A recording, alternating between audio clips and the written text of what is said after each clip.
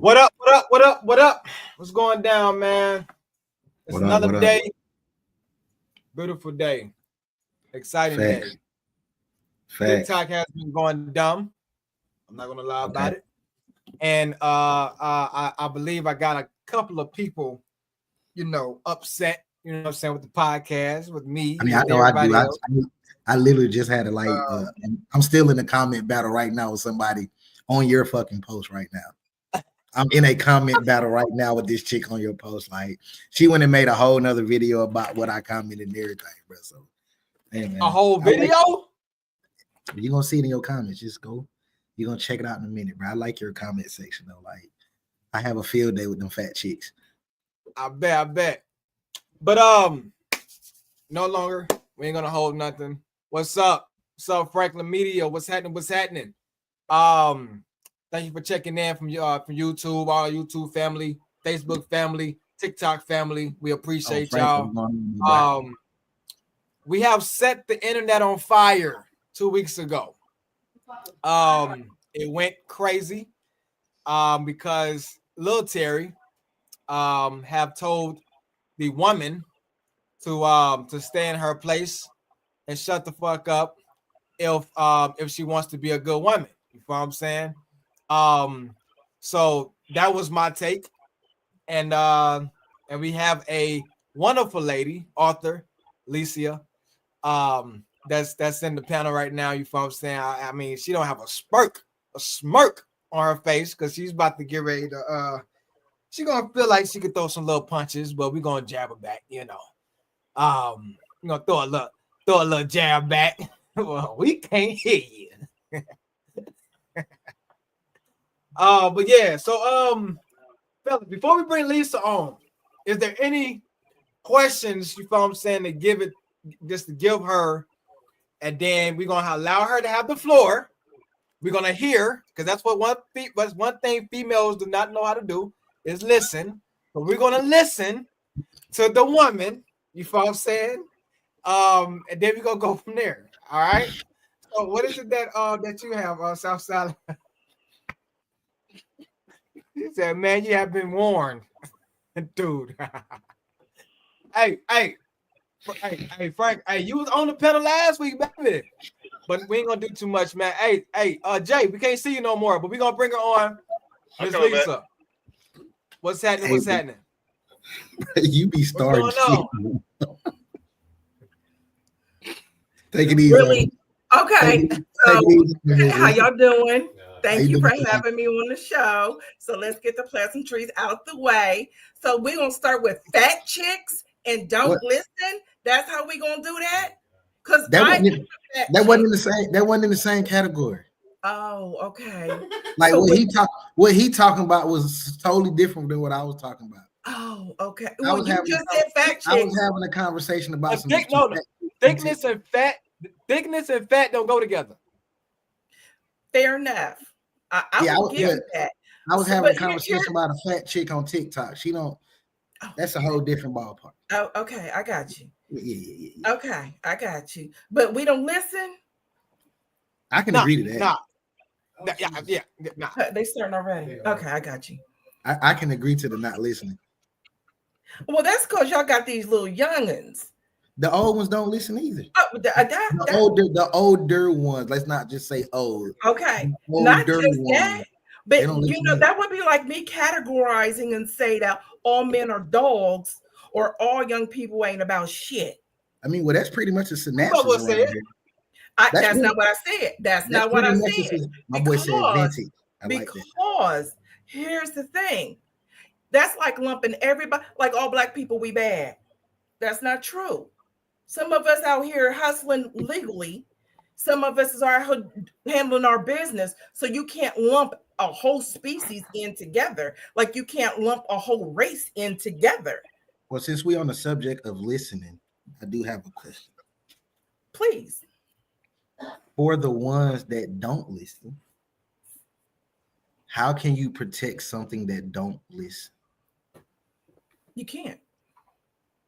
Just like you can't learn if you don't shut the fuck up. Can we transfer this over to TikTok for that fat chick I was just talking to? She needs to hear this come from a woman because I'm like, just saying, and I'm an older woman, and you don't get old by being no fool generally, but there's this couple that can slip through the cracks. But you can't learn if you don't shut up, if you don't listen. It's called hush mouth grace. And look, I'm past menopause at this point, so I have zero filter. But at the same time, just like who you get with me right now, my pastor didn't see the side of me. Let's be clear. My mom, my daughter, him. Not the You know pastor. what I'm saying? Huh? So Jay, that's put the your phone pastor. on D&D, bro. Yeah. Because I'm not fake. But also at the same time, I'm not cussing like a sailor around my pastor either. Can you be fair?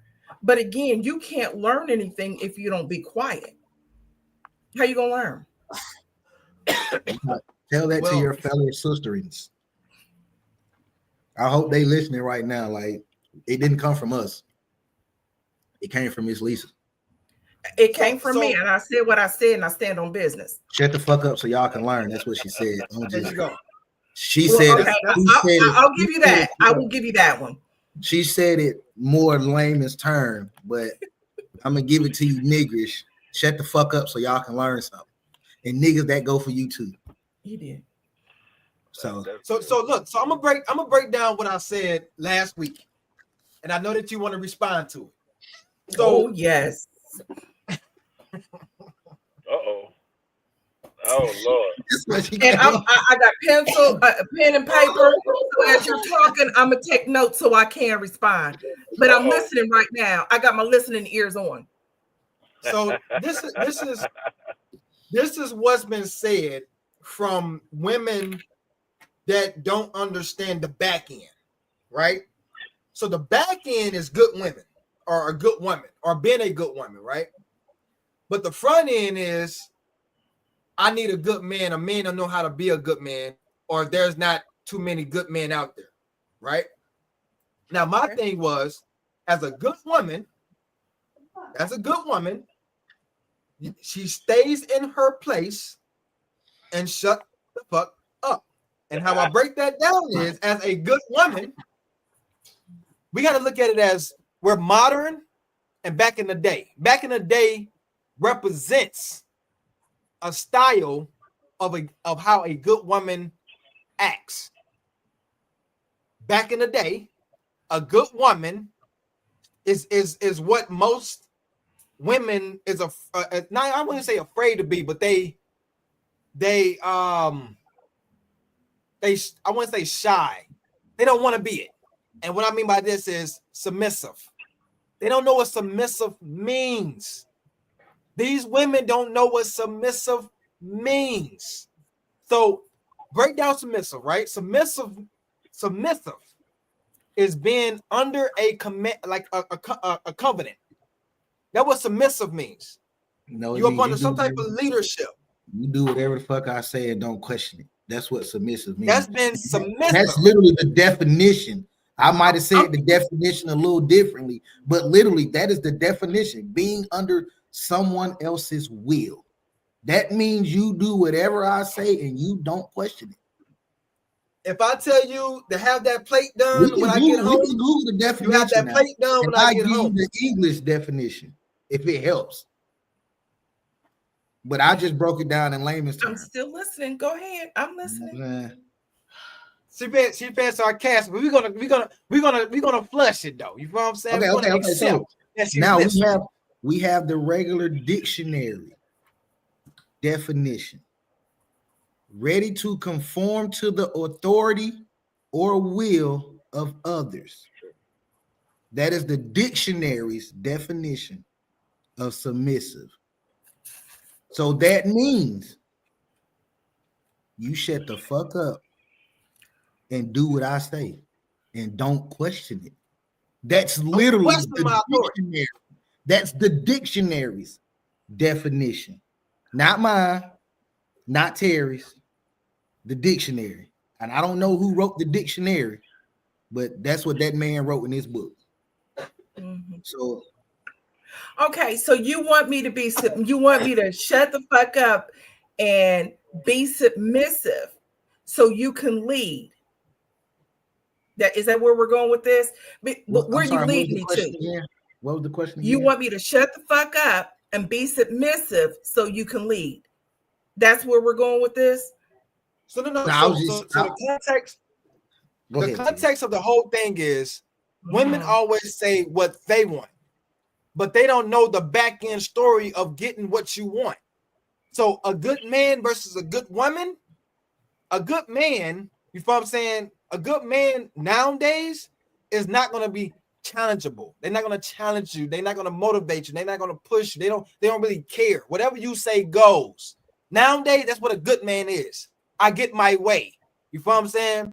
That's what a good man is today. Back in the day, a good man leads and have authority, pay bills, the woman stay home, make sure my food is done morning, noon, and night. When I want sex, I get it. That's it. Okay, define back in the day. Maybe 19, we're gonna just say maybe 1940s, 50s. Somewhere okay, before any of us were born, is what you're saying. Okay, so you want me to be submissive, do what you want me to do, and let you lead, but where the hell you lead me to? Don't just say you want to lead, but you don't have an action plan. Survival. What do you mean? That's why I don't understand. Like, I don't understand when women say, "What are you leading me to?" Where the fuck are you trying to go, other than maintain life? Who the fuck wants to maintain? Nigga, I'm trying to hop on a plane. I'm trying to go shopping. I'm trying to live my best life. That's not maintaining. That shit sound personal. I'm not maintaining. There's nothing about this that's maintaining. I'm trying to go above. But this is what I'm saying. So the things that you're saying or that you're asking for, these are personal things that you want. Personal. It's hold on before you say anything. These are personal things that you want. It's not no nigga job to put you on no plane. His job is to make sure you are comfortable in home. His job ain't but you said maintain. That is maintaining. Comfortable. If we're comfortable in home, we are maintaining. Yes, we are. If we are comfortable in home, bills are paid, everything is taken care of, we are maintaining. Okay, now see, here's the first thing. It's not my job to put you on a plane. It ain't my job to take you shopping. These are personal here's things the first thing. The first thing needs to be understood is the definition. Your definition and my definition are different. So when you enter into a relationship or covenant or whatever it is you have, maintaining. But you have to make that clear. You don't change the rule. What is your definition of maintaining? My definition of maintaining? I just gave it to you. I just gave it to you. Because here's my thing. So were you doing all of these things pre-man? Let me get her. Yes. Let us give her the floor. Yes. And all going out of the country, buying designer bags, buying designer shoes, shopping, going on vacation. Yes, I was. So you meet a guy, he comes into this fold. He's now able to keep up with the life. We're maintaining now. Yes. What are we talking about? Again, before you get into this covenant, this relationship or whatever, you can't just go in the middle of the game and change the rules. Because maintaining to you and maintaining to me are two different things. You just said maintaining is paying the bills and being comfortable at home. But for me, maintaining life. I understand that. And I just said for you, it's different than it is for me. But you're still maintaining life, is what I'm saying. It doesn't matter the lifestyle that I'm referring to, the next person referring to, or the next person. It's still maintaining life. Okay. So again, where the fuck are you trying to be led to? Where are you trying to go? Yeah, because women always say that, man. They always where are you trying to go? But that's the thing. If you can't, so if you can't maintain my lifestyle, then you shouldn't even try. You should be you know what? We could be friends, but we're just gonna have to end this right here. So y'all feel like it's a dude's job to maintain your lifestyle? Our lifestyle. No, I didn't say to maintain. That's what you just said. Yeah, no, you literally just said if he can't maintain our lifestyle, you're right. But we shouldn't be together. Here's my thing. My thing is, you can't come into my life at this age and just think you're gonna be like you're gonna be playing video games and I'm out here working 3 jobs and going to school, because I literally work 3 jobs and I go to school. So what you're not going to do is drive my truck. You're not going to be out here perpetrating. You're not going to be out here acting like, oh, we doing this when I'm doing this, because too many times people get with somebody, male and female. You were doing good, and now this nigga's sleeping all day, smoking weed all day, driving the gas out of your vehicle. Now, if you cool with that, I'm not gonna knock your thing. That's not for me. But you also have to know, are you equally yoked when you get into something? Just like Mr. Timing, go ahead, baby. Exactly. Thank you, Jay. That's a bum that you described. Yeah, that's what she described was a bum. Right? That wasn't a man. That was a bum what she described.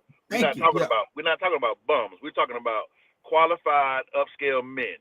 Right? They don't even have to be upscale, just to qualify. Yeah, just to qualify, not even upscale, but a qualified male who got his thing together, got his job, got his own thing going. And when he meets a woman of like kindness with the same stuff, that's the one who don't want to listen. Why don't that type of woman want to listen?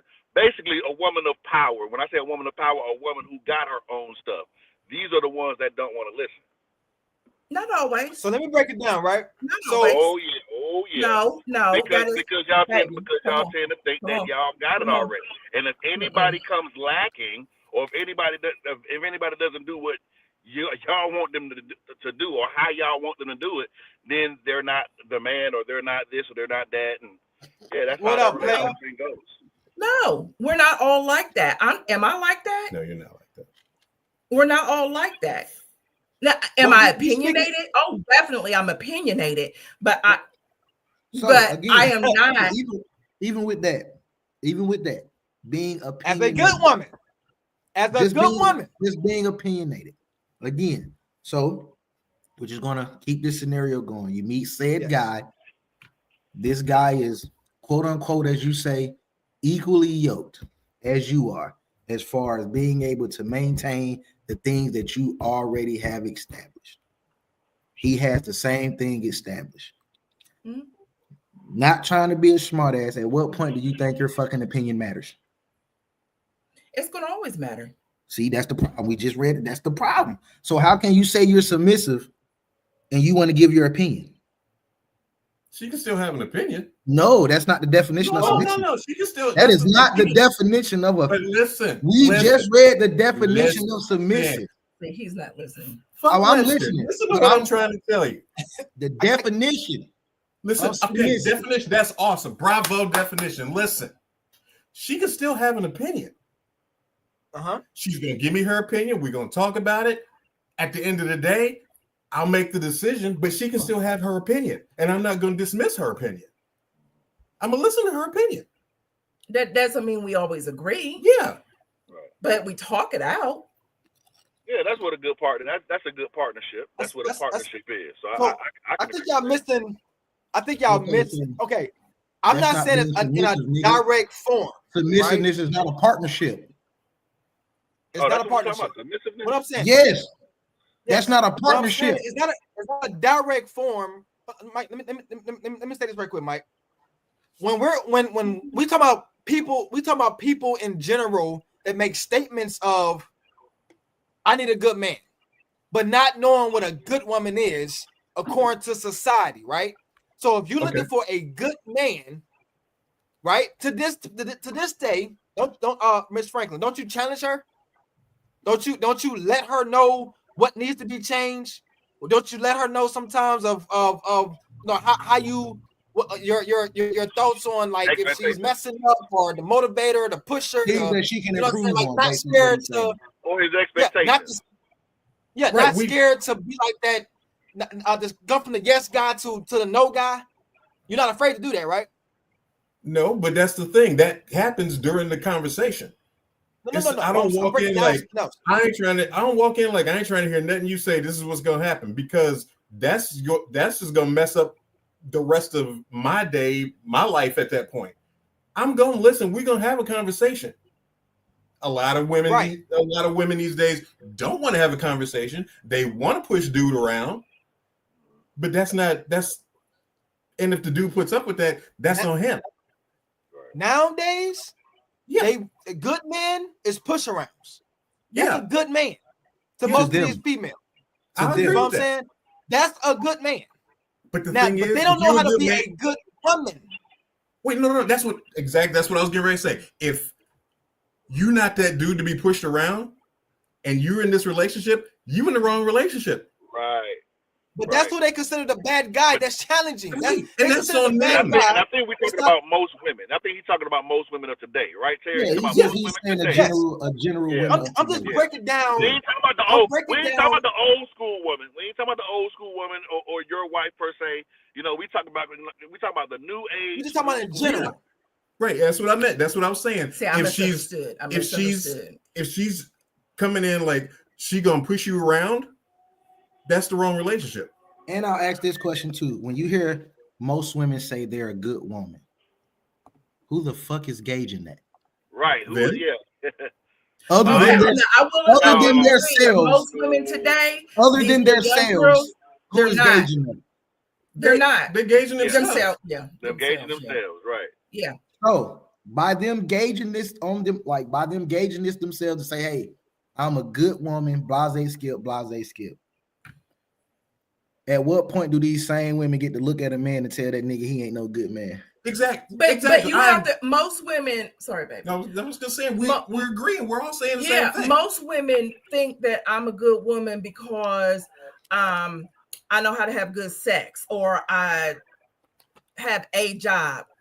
And I mean, you know, a job. So I mean, somebody working at Speedway might think this or clean. Yeah, she's telling the truth. Yeah, but a lot of these young girls don't cook. They don't know how to cook from scratch. They don't know how to cook out of a bag. They don't know how to cook out of a box. They don't know how to sew. They don't know how to clean. Do anybody know how to sew still? For real? Facts. I'm glad you brought up sewing. Like, when the last time you heard anyone say anything about fucking sewing, bro? Chat. Let me read this comment right quick from King Jacob. He said, "No one is equally yoked when they first get into something or get involved with someone," which is correct. Therefore, are most women interested in the man or his money when they first meet? That's a valid question, right? Most people don't know the person. They are sleeping in the same bed. How can you submit to someone you barely know? That's facts. That's facts. That's facts. Let me break it down, right? Facts. I like how you use the line, the last line of your point. How can you submit to someone you barely know, right? As a woman, when you're trying to say I'm submissive, that's that you're supposed to be submissive, like the submissive type, before you even have that first date. You should already know what a submissive woman is before you even have that first sex, before you even had that first kid, before you even say that we are together, because that's where you messed up of doing things and trying to go into something. You feel what I'm saying? And trying to change your way and act like you this after the fact, knowing damn well you ain't ready for this. Most women is not ready for submissive or being submissive to a man because of authority. Even with submissive, though, in their mind, submissive is the fact that they will cook a meal or they will clean the house or whatever basic everyday shit you do as an adult. In their mind, that is submissiveness. Like just doing everyday basic shit. Wash clothes. Oh, I wash clothes. You would do that whether I'm here or not. I would hope so. I would hope. Like I would hope you would be washing your clothes whether I'm in the home or not. I would hope you would clean home whether I'm in home or not. I was hoping you would cook and feed yourself whether I'm in home or not. So it ain't that you're doing these things for me to say, oh, I'm submissive to you. So basically what you're telling me is you didn't start cooking, cleaning, and washing until a nigga showed up. Right. That's okay. Well, and it shows. Yeah. It shows because he'll tell you I'm a neat freak. If you stand still too long, you're gonna get bleached in here. That's just me. I mean, I'm just saying because let me ask you a question. Let me ask you a question, Miss Lisa. Yeah, it just swam away. Go ahead.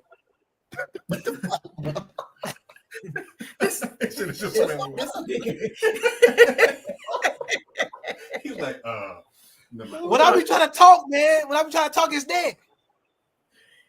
It'll come back. It'll come back. But no, I mean, I got it. he got it. I got it. I'm sorry. I got it. So let me know if I'm wrong for this, right? You wrong. I told my wife this a long time ago. What happened? I told my wife this a long time ago. I said, don't come in here acting like you feel I'm saying you're a good woman and all. I don't want to hear none of this good woman because you cook, clean, and wash clothes. Because if I wasn't here, you'd be still washing clothes, cooking, and cleaning. Right? All you did was just add me into the equation of an extra plate or an extra dish. Or you probably put a little extra fish in the skillet. All you did was add my laundry to the basket that goes to the same room that you wash in. Now, added me to your you can be like the one like, well, I'm not gonna wash your clothes. You feel what I'm saying? And I could be like, well, I could wash my own clothes. But then in between that, I'm like, well, ain't no sense of us dating. You feel what I'm saying? Okay. So Wow. As a man, I also gotta look at it like, are you gonna change the tire? So tires and washing clothes. She'll wash clothes. I'll change the tire or pay somebody to do it. Okay, that's the man side. Are you gonna make sure the oil change? You gonna cook, right? Okay, yo cooking, my oil change. I do the oil change, you cooking. I'm taking out the trash, clean the house. Okay, so we're going back to the 1950s roles, is what you're saying. That's what it is. That's what I hear. No, I'm doing manly things. Manly. Did you know that a man, they always say, well, a woman cooks in the house, a man go out, you know what I'm saying, and work, right? You heard that before, I'm sorry, right? a woman does what? Cooks? I didn't understand. The woman do the cooking. The woman do the cooking, the man go outside. She just takes care of home, work. basically. Okay, so why can't we do that together? Hold on. Well, take care of home. Check this out, right? Do you know there's a higher? Are you gonna take a bullet with me? Hold on. Let me explain this right quick. This nigga just said. Did you know that there's a higher percentage? Hold on, Southside. Wait a minute. Did you know that there's a higher percentage of cooking meals on outside versus the inside of the home? I did not. Google a higher percentage of men that cook outside the home than inside the home. You mean as far as their profession? Yeah, the part of their profession. You will see more male cooks on the outside. The logic behind all this, you supposed to do this and you supposed to do that. That's what's confusing the narrative of relationships. Because like you said, I just got a question, bro. Since everybody want to be equal, we have to share equal responsibility within home. Correct? Is what you're asking. Yeah, here we go. I'm just saying, is that not what you're asking? For us to share the house responsibilities? That's not what I said. You didn't say that? That's not what I mean, my thing is, why can't we share? I literally just said that. So it's wrong to share responsibilities? That's not what I never said it was wrong. But I'm saying if we're going to share house responsibilities, if we share responsibilities, then that means, we hear somebody come in, you want me to go check, and you fucking right. We share, ain't we? You got me fucked up. But now we can't share. You got me fucked up. Now we can't share. I'm a big girl, but now all of a sudden sharing is a problem. I'm never stronger than a man is. I got a question. And I don't fight men. All of a sudden sharing is a problem. Southside. I got a question. Is the woman that you talk? Is the woman working? The woman who asking that do we got to share? Is she working as well? Or is it just a housewife? You asking me or her? I'm asking, I guess, whoever. Like, is that woman a working woman who is sharing, who wants the household to be shared? I mean, the responsibilities of the household shared. Is she a working woman? I would have to assume she's working because that's the only one who's going to really act. But outside of that, now that you bring that up, had a conversation with a young lady over the phone other day. What? I want to say Sunday? What day you called me, Terry? Was it Sunday you called me? Sunday, yeah. Sunday. Had a conversation over the phone with a young lady Sunday. Mind you, this young lady says that she has been a housewife since 19. Nigga took care of 90% of the crib. Okay. I mean, he did everything. Even funded her bullshit that's Miss Lisa was talking about with the nails, shopping out. He funded all that bullshit. Right. Mind you, this woman said she was exhausted from doing these things. Oh, hell. Oh. Wait. Let me break it down right quick, Mike. He said she got exhausted from doing house shit. What? But she don't work? Yes. No, she wasn't working. Listen, she wasn't working. Doing house she don't have a regular job. But then at some point, she got a job because she felt like she wanted to. I'm a little. Go ahead. Let me break it down. So she doesn't have a job, but she got exhausted doing housework, or she has a job and got exhausted. I'm confused. She don't have a job, and she was getting tired of doing housework. Basically, I'm gonna let Terry break it down because he's gonna try to give something different than what I was giving.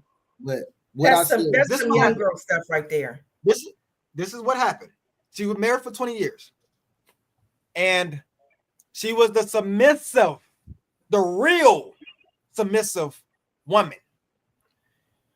When the man wanted sex, whenever he wanted sex, she'd give it to him. She made sure that the house was clean. When he said it was clean, or before he even got to the house, it was clean. She kept the house clean on demand. Mm-hmm. She made sure that he had breakfast in the morning, every morning, every evening, and every night. She made sure that the room was prepared for her husband. So what's the issue? That was exhausting to her. No. She said it was exhausting because she didn't have a voice. Whatever the man says, she just said, okay. She don't have no, well, I don't think I should do this, or I don't think I should do that.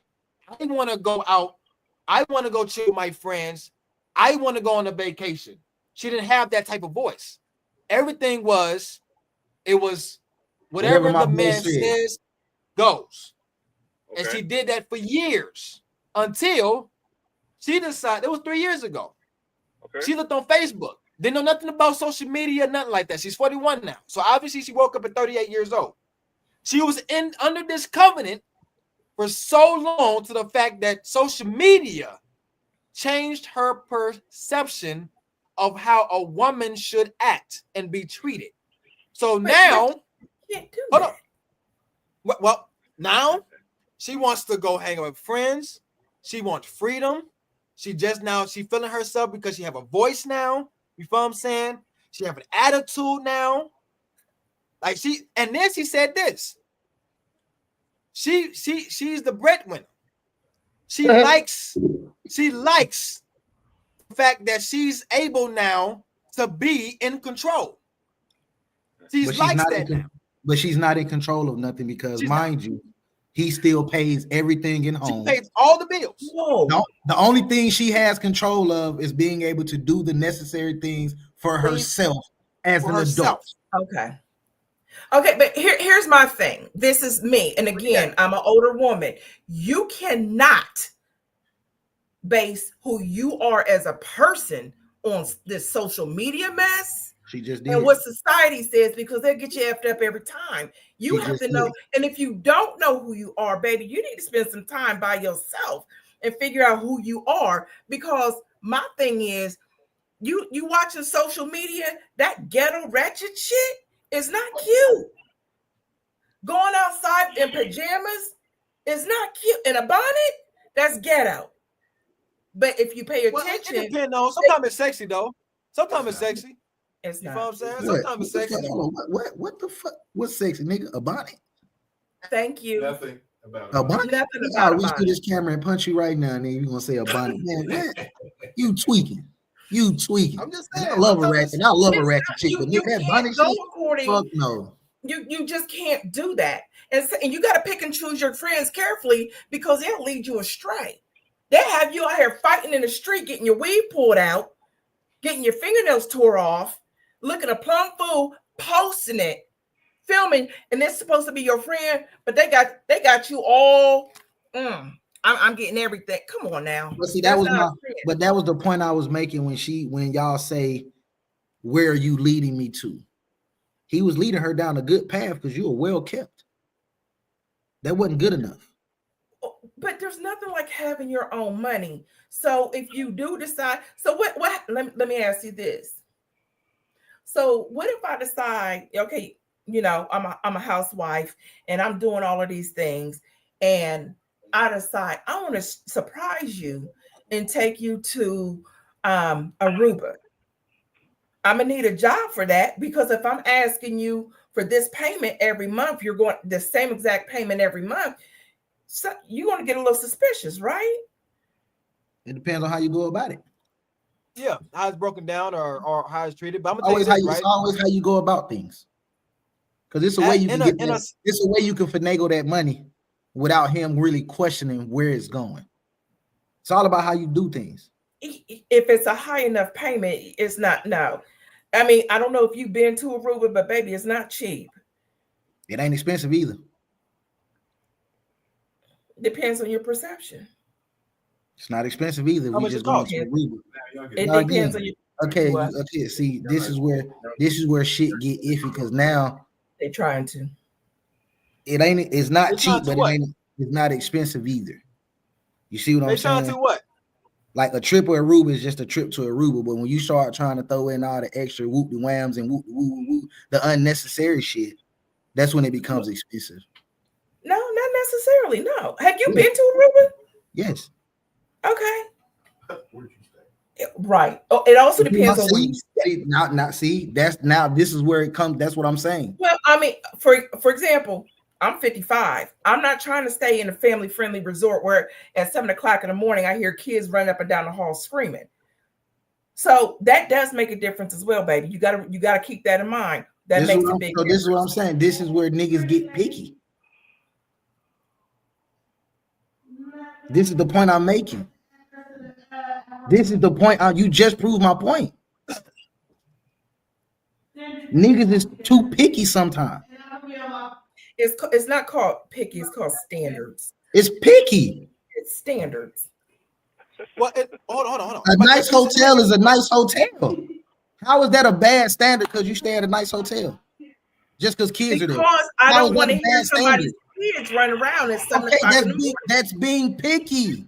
It's called standards. No, a standard is the difference between a good trashy hotel and a 5-star hotel. That's standard.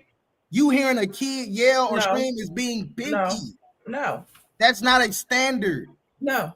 Yes. No. A standard is literally the difference between a 2-star and a 5-star. That's standard. You just don't want to hear a kid that's picky. I had a question. Uh-huh. Both of y'all, what kind of sneakers you got on right now? Some basic Nikes. Okay. Terry? Some Pumas. Okay. My God. We're going to come in, take both of your sneakers, and give you some Kirklands from Costco. Okay. You good with that? Okay. Yeah, nigga, I'm stylish, nigga. I'm fresh in anything. Exactly. Right there. You ain't gonna wear no Kirklands. Who? You, because you're stylish. I'm stylish in anything I put on. I don't give a fuck if it's Kirklands or not. Nigga, I'm gonna make that shit look good because I'm me. Sneakers that you would buy at Costco. You gonna wear some TV sneakers? Yeah, exactly. No. I make shit look good when I put it on me. But I'm not. I don't care what it is, nigga. If I gotta wear it, I'm gonna put it on and I'm gonna have that shit looking great. He lying. You a lie, nigga. I know. I'm not even looking in that corner right now. If I have to, He said, if I have to, would you willingly go to Kirkland's I mean, would you willingly go to Costco. Sam's Club to buy some Kirkland? Yeah. You got options. He ain't talking about if you have to, my guy. He's talking about would you willingly go to Sam's Club right now and go buy some Kirkland? Depends on what they look like. Okay. Hell nah. Yeah, okay. I'm not buying that. Terry. I don't believe that neither. I'm not buying it. Not no Southside. You is a stylish Right. guy. Exactly. I don't believe that. But he ain't styling the nose. No, he ain't styling the nose. Y'all styling I don't anything, believe- nigga. I don't believe Southside. I'll make the clothes, nigga. The clothes I don't don't believe make me. Southside gonna walk up in Sam's Club. No shit. No and be like, bound. "Oh, man, I'll make Go the buy clothes, them. nigga. The clothes don't make me. I make that shit look good. Okay, go buy them though. Go to Sam's Club. Right, buy shoes, right. pick it up. Go pick you up some Dollar General If kicks. I see a pair that catch my eye, I will cop them. Man, You gonna wear some all Dollar of them. General Anything. kicks. But they Hold gotta on, catch hold on, my hold eye. on, But they hold on. gotta No, catch no, my no. eye What though. you should have said, what he should have asked you is, would you go to buy the gas station shoes? There you Would go. you buy the gas station shoes? Fuck no, that's Mexican shit. That's right called there, that's right called there. standards, Right homie. there, standard. That's That's what just you cheap. should have said. That's just No, a that's- cheap raggedy no. shoe. That shit gonna be tore up before I even make it to the car. Exactly. That's Stand. Now, that's what he's talking about. your tore up sneakers is the same as a family friendly resort in Aruba. We don't want Yeah. that shit. Hell nah, that ain't the same, bro. Yes, it Yes, is. it It's not the is. same, bro. Yeah, it is. Yes. That's not the same, bro. That's not the same. Show me how it's different. A hotel ain't fucking up by the time you get there. Like I can literally go Have buy you some been gas to a station. fucking I can hotel? literally I have. I go ain't buy some shoes out the gas station. Them shits will tear up literally Have before you you been get to to the a car. hotel But if you that's go to a Hey, two-star, bro, with if you ants? go to a two-star hotel, bro, they might got roaches. They might. But got okay, that's what I'm moles. saying. But we're not Bed talking about bugs. we're not talking about a 2-star hotel. We're just talking about a family resort. I thought That you doesn't talking mean about it's sleep. 2-star. But you do got some bad. But that doesn't standards mean on it's them, though. 2-star. Exactly. But that doesn't mean that it's not fucked up neither. Right. Exactly. You wearing some We on- Dollar we on General topic. sneakers, Let's get back to they the might topic. last till you get home. Does that make them all right for you? Nah, they not holding up. Nah. No, I mean, if you can get from the gas station to the house, you good with that? Hell no, that defeats the purpose of buying the Exactly. shoes. Exactly. Same That deal. really like defeats that. the purpose of buying the shoes. Exactly. And if you on vacation, I'm not in the. If I'm on vacation, I don't give a fuck. I'm not in the hotel. I don't give a fuck about the hotel other than it's nice. I'm not even in that motherfucker to listen to the kids. I'm on the beach. Fuck Where the you kids. sleeping? Wait, where you sleeping? You sleeping I'm on on the beach vacation. I'm not sleeping. at all? Oh, you gotta go to sleep at some You- point, my guy. you- you're Nigga, sleeping. I'm drunk. I'm drinking and fucking. I'm on vacation. This is what I'm here for. I'm not Okay, here to but if sleep. you- With no rest. I'm you not gotta- here to sleep. I will sleep when I get home. So you up like we go for a week. Nigga, you up I'm seven up. days, that's straight week. I'm up. I'm finna I'm pause, up. y'all. Let's go back to the topic. Exactly. I like the hotel talk. Let's go back to the topic. Right? And Keisha's right. A hotel Miss with Lisa. the wrong vibe can ruin the whole vacation. Yeah, you're right, Keisha. Right. Now, my question is this to Melissa, Miss Lisa, right? How can a man support a dominant woman or protect a dominant woman? Someone look at my comment on YouTube. He said, Wayne said, look at his comment on YouTube. Which comment? I mean, on what video? He said, here's the deal. Lisa and I share everything around the house. I cook, I clean, etc. But if someone is trying to break in, my instinct kicks in and I'm going to protect her. So let me break this down, right? Again, back to my question. How can a man protect and support a dominant woman? Yeah. Basically, But here's the thing. Off instinct is what he's saying. Your instinct should take over to do that. Which most Because likely, I'm not trying to fight a man. In most I'm scenarios, not trying to get in a between man two men instinct will fighting. kick in. Yeah. Hold on, y'all talking over each other. Go ahead, go ahead, Miss Lisa. I'm not trying to fight a man, and I'm not trying to push him out the way to go see what's going on. I know my role. This, and he'll tell you, I say this frequently. And any woman who knows me knows I am not woman to hear me roar. I am woman to hear me yell. I know my place. There you go. Okay. Okay. I know my place, and I do have a submissive side, but I'm also dominant depending on the situation. Because the thing is that I can't protect me and him. He's the man. And even though I'm a big girl, he's always going to be stronger than me. And I let him be the man. And again, in today's society and these young girls, they want to be the man and the woman in a relationship. So why they can't take a bullet? Yep. Oh, you gotta ask them, baby, because I'm not trying to take a bullet for nobody. That's the point. That's the whole point I'm making. What you just said. You want to be the man with me. So since you want to be the man with me, when them niggas kick that door in, I'm gonna roll over and act like I didn't hear that shit. And I'm gonna let you go downstairs and be a man. Then that says something about you. No, it doesn't. It tells about the nigga that want to be a man with me. But okay, so you wait. Go ahead, baby. Yeah, come back, sir. Come back. Like that says about the person that want to be a man with me. You don't get to pick and choose when you want to be a quote unquote man in this relationship, or when you want me to be a man in this quote unquote relationship. I don't think that's if I'm the man, then let me do that all the way around. Let me do that. Don't pick and choose when you want me to be a man in the relationship. So what you mean? Because now my assholeness is gonna kick in. Your what? My assholeness. But that seems like all the time with you. So what's the difference? Like I'm gonna start being an asshole in the situation. So like I said, why? When that door swing, I'm gonna roll over and act like I didn't hear that motherfucker. And I'm gonna just to prove the point of letting you know you not the fucking man here. I like to prove points. Hey, Southside, let me ask you a question, man. So what's the role of the woman? In your perspective, what is the role of the woman? Good question, all right. Good question. Yeah, I put him on the spot. No, just let me check something real quick. Yeah, I put him on the spot. Let me check something real quick. Yes, you did. Yes, you did. Let me check the trap real quick. Yeah, I want to, because I'm listening to him, and Southside, you my guy. But I'm listening to you, bro, and I'm like, oh no, bro. No, because I say that because, like I said, bro, I need to know what you have a lot of combative women, bro.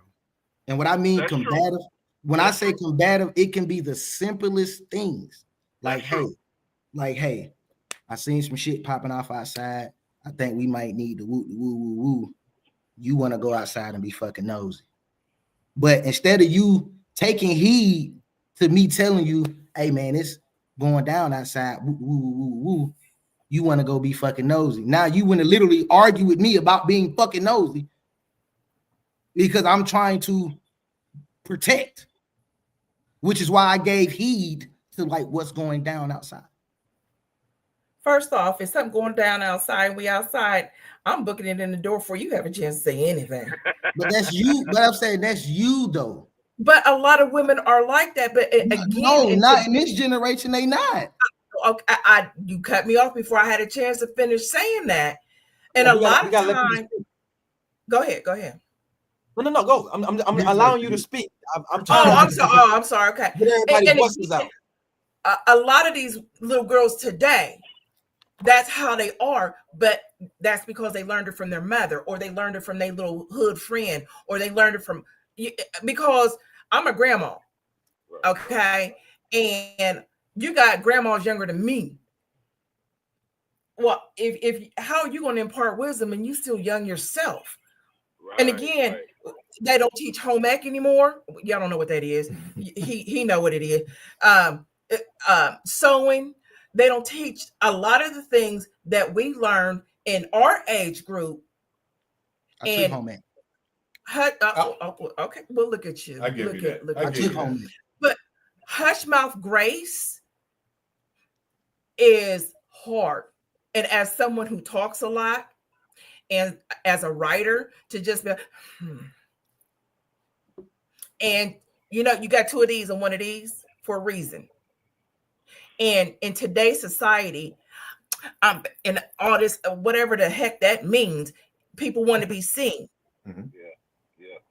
So that's where the problem comes in, because nobody wants to shut up. Everybody got a point to prove. Everybody wants to talk over each other, and nobody fist fights anymore. I'm a fighter to my heart, but when a gun come out, I tell you what, you right. I want to say this, right? So let's get to the comments. Lakeisha, she stopped by. Appreciate you. She said, just because a woman is dominant doesn't mean she wants to be a man. I'm gonna get back to that question. She also said you start being an asshole because of your ego, which you should check in anyways when dealing with your woman. Now, this is my take on dominant women and dominant females. Dominant men do come with an ego. I'm not one of them dominant so-called men. Now, SouthSide can fit the criteria of a dominant man. Yes. Why? Right? Now, hold on. Why do I fit that criteria? Southside a rock. I'm gonna tell you. Why? He's a rock because I don't be with bullshit. No. I'm gonna tell you, right? So, as a dominant man, they come off as it's already set. It's already set in stone of when I speak, you are there to listen, and then while I'm speaking, and you're trying to give some type of opinion, then I'm over here overstepping whatever. I'm not really listening to your opinion because I'm already set in stone. That's a dominant man. It's my way or the highway. You know what I'm saying? I'm gonna hear it regardless of what I'm saying, but it is still my way. That's a dominant man. That's control. That's control, bro. That's not dominance. That's just control. That's a master of slave. Control, dominant, however y'all want to say it. No, but that doesn't mean like that. Don't necessarily mean dominant, bro. Like what you just said was literally a nigga that's controlling shit. Yeah. But you can still come off as controlling the way that you speak, the way that you handle a conversation, the way you handle a person, the way you elaborate, the way you discuss, the way you communicate. You can still show controlness. You know what I'm saying? In a lot of scenarios. Now, when it comes down to a dominant woman, in a sense, they come off as they want a voice as a dominant woman. Now, I understand like they saying that they don't want to be a man, but the way that most of these females come off, you might well say we toe to toe because of how you communicate, how you're coming at me, how you're standing 10 toes down on your business. You feel what I'm saying? I'm not saying all women. I don't know how y'all communicate, so I'm not speaking direct as if I know y'all relationship. I'm just speaking on experience. You feel what I'm saying? And what I see out in the world. Hey, and when I see dominant, huh? What age demographics are you talking about right now? Man, 50, 40, 30s, 60s, it don't matter. So you saying 60 and 50-year-old women are like what you saying right now? So yeah, especially for I would to give and take on what he's saying. You have some that are adopting the social media culture and ideology, and they are becoming like that because they are like in their older state and they're single, so they're by themselves and they're locked in on social media. So now they are developing this ideology of what social media is pretty much preaching or relaying out to the world. Yeah, you're talking about the single older. You're talking about the older women that are single. Most women that are in that age bracket that are probably married or dealing with a long-term partner or something, they probably don't have that ideology because they've had the time to like go back and forth and practice with their mate or whatever the case may be for them to develop whatever good relationship that they may have. But to his defense of what he's saying, like I'm saying, you take those older women that are by themselves and they are locked in on social media because they do exist. Mm-hmm. They are locked in on social media and they are taking this ideology in to say, and they're standing on what they're standing on based on what they have been through in said previous 25 to 30 years prior to what they might have experienced to where they're at now. So they might have had some failed marriage in there somewhere, a few failed relationships, which is why they are, at that age and by themselves. Not saying it may not be their fault because it could go either way. It could be the man's fault. It could be her fault. Hell, it could be the kid's fault. Who knows? You know what I'm saying? But either way, they by themselves at this point. You know what I'm saying? So also in marriage. So I see a lot of marriages like this, especially from where I come, especially in the hood life, right? So if they is together for 5 years or more, in the hood life relationships, and I don't care if they dating or married. This is how it typically go. The man done already cheated, but they decided to stay, right? The man done beat her up, and they decide to stay. Now, all of a sudden, you feel what I'm saying? She know that the nigga ain't going nowhere, so now she's talking to this nigga crazy. You feel what I'm saying? Because she know he's not going nowhere. He don't feel short. He ain't got no money no more. He ain't that dude anymore. But she decided to stick with this man. She might be doing something on the side, but she talking to this man crazy. Shut up. You ain't gonna talk to me like that. I'm tired of this shit. You feel what I'm saying? But they do this all year, every day. That's their life. For the next 20 years, they not leaving, but that's what they do every day. Yeah, that's a toxic relationship, bro. But I'm just letting you know what I see this all the time. This happens a lot. But the key word you said though, Tay, you said hood people. No. That sound like a hood relationship, bro. Exactly. That's what I grew up with. You feel? I grew up with it, and I grew up around it. Now, when I come around like a different type of surroundings, you know what I'm saying? Like class, like my mom, my grandmother, and my grandpa, they didn't do none of that. You know what I'm saying? They grew up in the churches. You know what I'm saying? Like they was real. They was the real definition of, I wouldn't say submissive, because mom had a voice. But when it come down to like, if a kid was to come to her and try to get a yes after dad say no, she gonna say, well, what did dad say? No. You know what I'm saying? What did dad say? Because I don't come to me after when you ask dad, but if you come to me before coming to dad, I'm gonna send you to dad. You know what I'm saying? So Miss Lisa and Franklin was crazy as hell just then. That collective no was like, no. That's an L waiting to happen right there. Yeah. Don't do that. Hey, bro, that unison was damn near like it was cramping, but it's like, no. Don't do that. But that's what's missing though, in a dominant form of a woman and a male today. And I'm gonna break it down, right? So when a woman feel like, and I'm gonna say, when a woman, not all women, but when a woman in a dominant form, you feel what I'm saying? A kid might be like, man, I want some Pop-Tarts. And the dad be like, well, you don't need none right now. The woman be like, well, I think he could get some now. You feel what I'm saying? I don't know why you're not giving it to him. He can get, and now you just showed that man, that little kid, what he don't need to be in days time. In defense because you want to be dominant right here. So in defense to your argument, yes. So in your argument of what you're talking about in today's society, 9 times out of 10, that kid don't belong to that man, which is why that's why you are getting that, because that kid don't belong to him.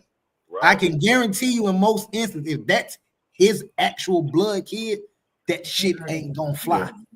Nope. But the fact that there's so many broken families in the black community. The fact that it ain't his kid, that woman is already looking at that like, my kid comes before you. Right.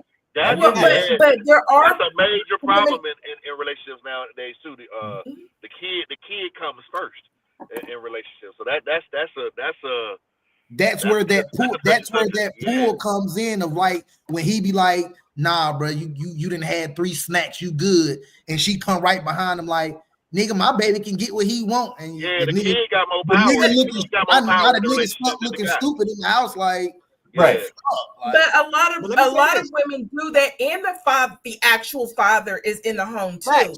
So it's not like it's just single mothers, or it's not the right, it's not the biological. That situation drastically more with the single mother dating a dude versus it's being his. Right. I agree with SouthSide. I agree with SouthSide on that one. I'm gonna give you a scenario, right? There's a family that I know. There's the dad is there, and the mom is there, and the dad is there, and the kid is there. But how it's represented is that man know that if he leaves, he's gonna be on child support. If he leaves, then he's not gonna be able to see his kid. If he leaves, he's gonna have to fight for visitation, or she's gonna ruin this, or she's gonna ruin that if he leaves, right? So in most cases, the man will put himself in a position to just take everything that comes with it, even the disrespect. He can't even be a man no more because she knows that she got him by the balls. Yeah. And it happens in a lot of these relationships. That's usually what they Ashley hanging over. Yeah, that's usually what Ashley surfaces. Who's that? Ashley, that side chick. That's usually when she pops. Oh, yeah. I got real lost. That's usually when Ashley show up. Cause like now, nigga, I can't get no respect in my own. God damn it, Ashley respects me over here. Mm-hmm. Oh, that's I'll be at Ashley's home. Yeah. And another thing is, don't lose a job. Don't lose a job as a man in a black family. Facts. Don't lose a job, especially. And I'm gonna go back. I'm gonna go back to your statement, Miss Lisa. When you said, when we were speaking about protection, right? How do a man support or protect a dominant woman, right? And you spoke about materialistic things, right? So if I, and I'm not saying this is who you are, I'm not speaking directly, I'm just speaking in general. If I date a woman that's not really worried about, like, she want a house, she want a car, but what's important to her is her nails, her hair, vacation, doing things when she wants to, right? I lose my job. I lose my job. Okay. All that I'm not him no more. I'm not him no more. Now she still want to be with me. You feel what I'm saying? But she giving me the disrespect now. You feel what I'm saying? She got a side dude on the side. You feel what I'm saying? Like she dipping and dabbing now because I done lost my job in the black community. In the black, this happens all the time. And I hope so. I can't wait till that happened in the white community, nigga. Let that white man lose his job. Nigga, you think Susie ain't finna go holler at Frank? But you listen, that's a human thing. That ain't no black what nigga. That is human shit across the board. Nigga, let Henry lose his job, boy. Frank gonna be over there while Henry out looking, putting in application. Frank over there knocking the lining out of Barber, nigga. and Frank gonna leave a little money on the table when he dip. Here you go. Think Frank ain't over here. Think Frank ain't over here. And nigga, and Frank stay 3 houses down, nigga. Right. He ain't even cross town. Frank stay 3 houses down. That nigga probably at the barbecue with goddamn Henry on Saturday, nigga. In the back share, he gonna bring the beer. He gonna bring the beer. Hey, what you drinking on here? I got you. Knowing damn well he knocking a line in all the barber, bro, every Wednesday. But let's get back to these comments because we're not close to being done. But shout out to now Nisi. Nisi is in here. She said, I agree with that. Parents need to be on the same page with kids. Yes. Same page with kids. The parents need to be on the same page. Yes. Now, how to break that down? Gotta be a unit. Stop as dangling. it pertains to raising the kids. Yeah, they gotta be a unit. Yeah, it gotta be a unit when raising the kids, bro. The kids gotta see that y'all are a unit too. They have to see that shit. Right. I don't like the first sentence. You feel me? I don't like that. I don't like when SouthSide is correct. So you ain't gotta tag SouthSide. Don't tag SouthSide when he's right. Okay? The chat don't want to see it. I don't want to see it. Nobody want to see SouthSide. He's supposed to be the bad guy. I'm in the hood, nigga. I'm in the hood. I'm a nigga in the hood, nigga. I see this shit. Yeah, you big. You're right. She said, yes, Southside is right. That's 80% most time in a situation. Most couples don't discuss how the parent with kids when they start a relationship, and that's true. Facts. That's true. That is facts, especially in the black community. I'm gonna always talk about. I mean, but with that, a lot of the time that discussion ain't had because the mama already got it made up in her fucking mind that this nigga ain't finna say nothing to my kid anyway. I'll give you that. Yeah. Most of them already got it made up in their mind, like, nigga, you don't say nothing to my child. Yeah. That's not your child. You don't say nothing. But the flip side of that woman is still looking for you to look out for that child. Right. So it's like, how can you expect me to really look out for it when I can't look out for it? Right. Part of me looking out for it is correcting. Part of me looking out for it is correcting him. Ain't no such thing as halfway parenting. Right. Like part of my looking out is correcting him when I see him doing wrong or I see her doing wrong. Part of me looking out is to be able to correct that.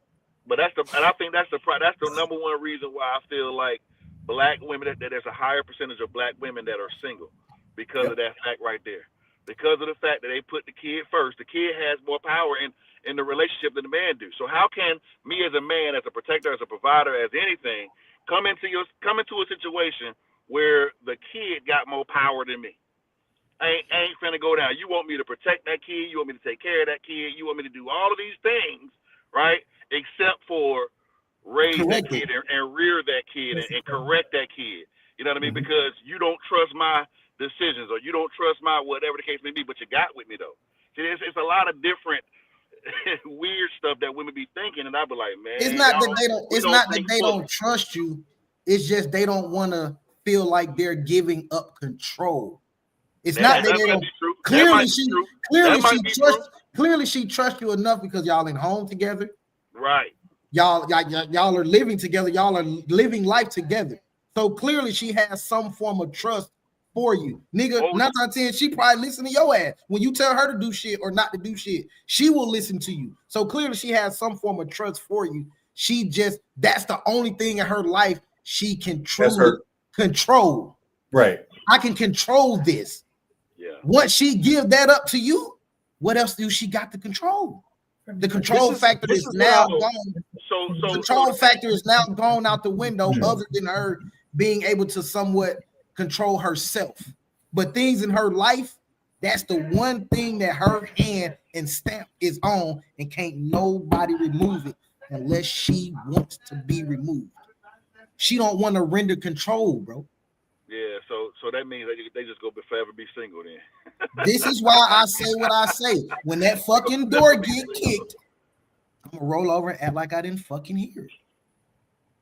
Well, this is what I got. This is what I want to say, right? Now I told this is what I told my wife this a long time ago. I said, look, you put that kid before me, you're gonna end up single and you're gonna end up alone. Because but you know what?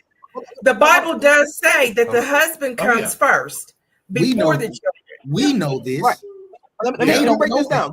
The new age women don't know that. Let me know if I'm wrong in this. Okay. Let me know if I'm wrong in this. Right. Hold on. Let me know if I was wrong of saying this. This is what I said. No, you're not wrong, Terry. I can already know what you're about to say. You ain't wrong. Right. Listen, if you put that kid before me, you'll end up single and lonely. That kid gonna one day move out and have a family, and you have nobody by putting that kid before me. Yep. Okay, so let me ask you this: Are there exceptions to the rule? For example, if maybe the baby is special needs, or a situation like that. That's different. No, that's different. No, we just talking about regular. We talking about regular normal kids. Okay. Talking about special needs.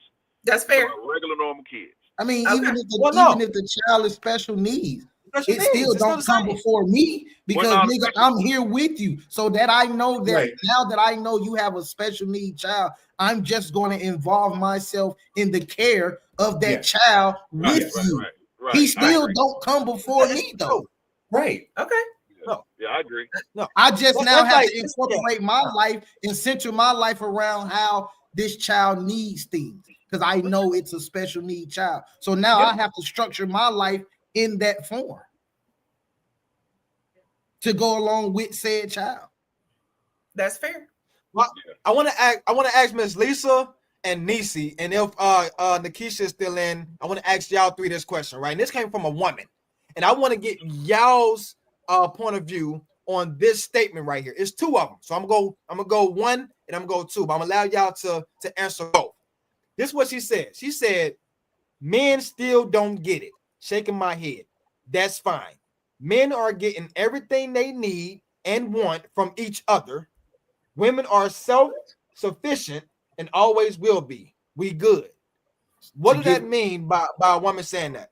To give context of what he's saying, that comment. Single for the rest of her life? No. So I have to give you guys context so y'all understand where that came from. That came off a post that we put in when we were talking 2 weeks ago, and we asked the question of what is it that men are actually protecting. So we asked that question. She's actually commenting off the clip that she's seen. So she didn't even get to see the exact full clip. She got a smidgen of the clip. So by her getting a smidgen of the clip, all she got was the question of us asking, what are men protecting? That's where that comment comes from. So you guys have clarity of what it is he's saying. Okay, that makes better sense to me. Sort of. So yeah, I want to hear from your, like, what, as a woman though, or as a man, from Mr. Franklin yourself, what, that's a woman speaking to a man. That's a woman speaking to a man. What do that mean? That was my question when she said men are getting what they need from each other. You lost me. She lost me because right. the fact that she didn't like the fact that we even asked the question of what is it that we are protecting exactly. So by us asking that question, in her mind, she registered it as like, oh, y'all don't know, y'all have to protect women. That's how she registered. So for her, she's feeling like we are. It's like she's feeling like now it's some man shit. Like, oh, y'all are just buddy. But like I said, she only got a smidgen of the clip, so she didn't even get the back end of what got said after that question got asked. Okay. Well, let me say a part two.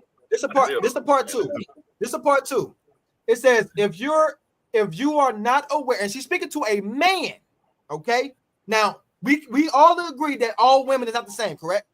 Yes. You cannot protect all women the same way, correct? Correct. You cannot provide for the same woman the same way, correct?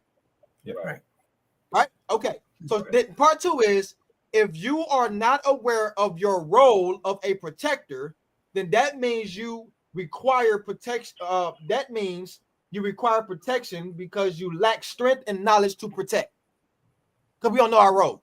I didn't even see that part of the comment. That's I don't understand where she's going. I don't understand the she's saying that if we don't know, like if I date you and I don't know my role of your protecting her, like you in a sense, like I don't know how to protect you, then I lack strength and knowledge in that role. No, you just lack the information. You lack knowing what it is she wants. If it's a certain thing that's not instinct. If she's saying, good Lord, going with what you just said, it's like that's like you said, it's instinct. I know how to protect her, but how that's not a lack of, what did you say she said? A lack of what? Lack of strength and knowledge. That's not a lack. I don't have knowledge to protect you because I don't know. Yeah, I don't know what that means. I thought it was instinctual that y'all protect us, because, for example, like, he's nonviolent. I'm the violent one in the relationship. I will cuss your ass out and square up. But at the same time, I'll also know when to fall back. And then he steps into that protector role. And that's the whole thing about it. I'm not going to be rah and getting in some man's face and doing all of that. I can't allow you to slide. Hold on, wait a minute. I want to enter. I can't let you slide with that. Hold on, wait a minute. I bag it up. No. So you telling me that you're gonna start a whole ride? I'm chilling. I'm good. But you're gonna start a whole ride, and you want me to protect the ride? And no, that's the thing. That's not what she was saying. That's not what she was saying. That's not what she was saying. That's her personality. That she is that person. She don't go out and start it. No. But okay, I want to get in that relationship, she's more of the fighter versus him. He was more non-violent. But when need be, she ain't gonna go out and like she's gonna go out and start it. But when need be, he's gonna come in and protect her. He knows how to protect her instinctually, and she knows instinctually how to fall back. That's what she was saying. Exactly. Yes. Just like we were at the store a few months ago, and this woman, it was with he still has kids at home, and we were in the store. This lady almost hit one of the babies with the cart. So I'm going to be in Mama Bear mode. I know you just saw these babies. So I'm ready to rah. He never saw what happened. But if it was a dude, I'd have said something to him and not just be all up in some man's face. No. That I don't rock like that. But because I am a mother and a grandmother, my instinct is going to be to protect the babies. Now, granted, they're 16, 18 and 20, but still, my own children are 35 and 26, and I'm still going to want to protect them if we're out because I'm a mother. But no, I'm not going we're having a good day and we all booed up and everything, and now I'm just gonna be all no. I had to try it. But for entertainment purposes, for the internet, David, I had to try it. I mean, but even with that though, I would literally entertain the same question in a sense. So if a dude has that type of woman to where she don't really know how to govern herself in certain situations, and she's popping off at the lip, whether it's men when she's just flying off the lip, like she's going. Now she done got some niggas aggravated, agitated. They ready to do whatever the fuck they do. My man over here, he been cooling the whole time. He really don't. Right. He cooling. He in cool mode. It's, you know what I mean? Is he still responsible to protect her in that situation? He might need to reevaluate that situation, bro. I mean, like, there are women like that. That's what I'm saying. So is he responsible to put his life on the line for someone that can't govern themselves? SouthSide, I'm gonna give you another example, bro. I'm gonna give you that same example. I'm gonna flip it, right? Because this actually happened. Let's say you go to the club. Remember when we used to go to the club, right? And you used to go to the club with your homeboys, but your homeboys, right? But as a guy, there was a saying that if we all ride together, then we go fight together and yada yada yada. But you got one dude in the crew that ain't your homeboy, but you roll with him. But he a little bit of a hothead. He a little bit of a hot shot, right? Go to the club. This dude start to fight. Would you jump in and help him? He rolled with you. Would you jump in? But he not my homeboy. He with your homeboy. He roll with y'all. He not my home. He not my homeboy. He not your homeboy specifically, but he your homeboy's homeboy. We all roll together. Well, whatever nigga came with him or whatever nigga he with gotta handle that. I'm not getting in that. You not my nigga. Even that's your homeboy's homeboy. Y'all all roll together. That's what I'm saying. You not my nigga, bro. Let's say it's all y'all. You not my nigga. So cause nigga, we could like it could be friends that you got, nigga, that I may not like, but you bring them around because they your people. I show respect because they your people and you my people. So I have some respect for the nigga, but I may not like this nigga. So if he pop off on some shit, nigga, and you decide to jump with your nigga, that's between you and that nigga. I'm not getting in that shit because that's not my partner. But now if you pop off on some shit, you my partner, I'm rolling with you because you my dog. Right. I don't even know this nigga for real. I only know this nigga on the behalf of you. Right. So if this nigga can't govern himself, 9 times out of 10, when the situation is over, I'm gonna be ready to fight this nigga. Right. Because nigga, I'm gonna be like, nigga, I'm tired of you putting us in situations where we gotta do this dumb shit, nigga. So now I feel like as crew members, we need to beat this nigga ass. So if you flip it, right? You flip that. If you with a girl that that's like that, wouldn't it be time for you to be like, it's time for me to go? No, don't get me wrong. If I don't know she like that at first, you pop some shit out the first time, and I don't really realize what really transpired, but you didn't pop some shit out. You with me? I'm gonna probably step in and be like, hey man, look, I'm gonna try to diffuse the situation as much as I can.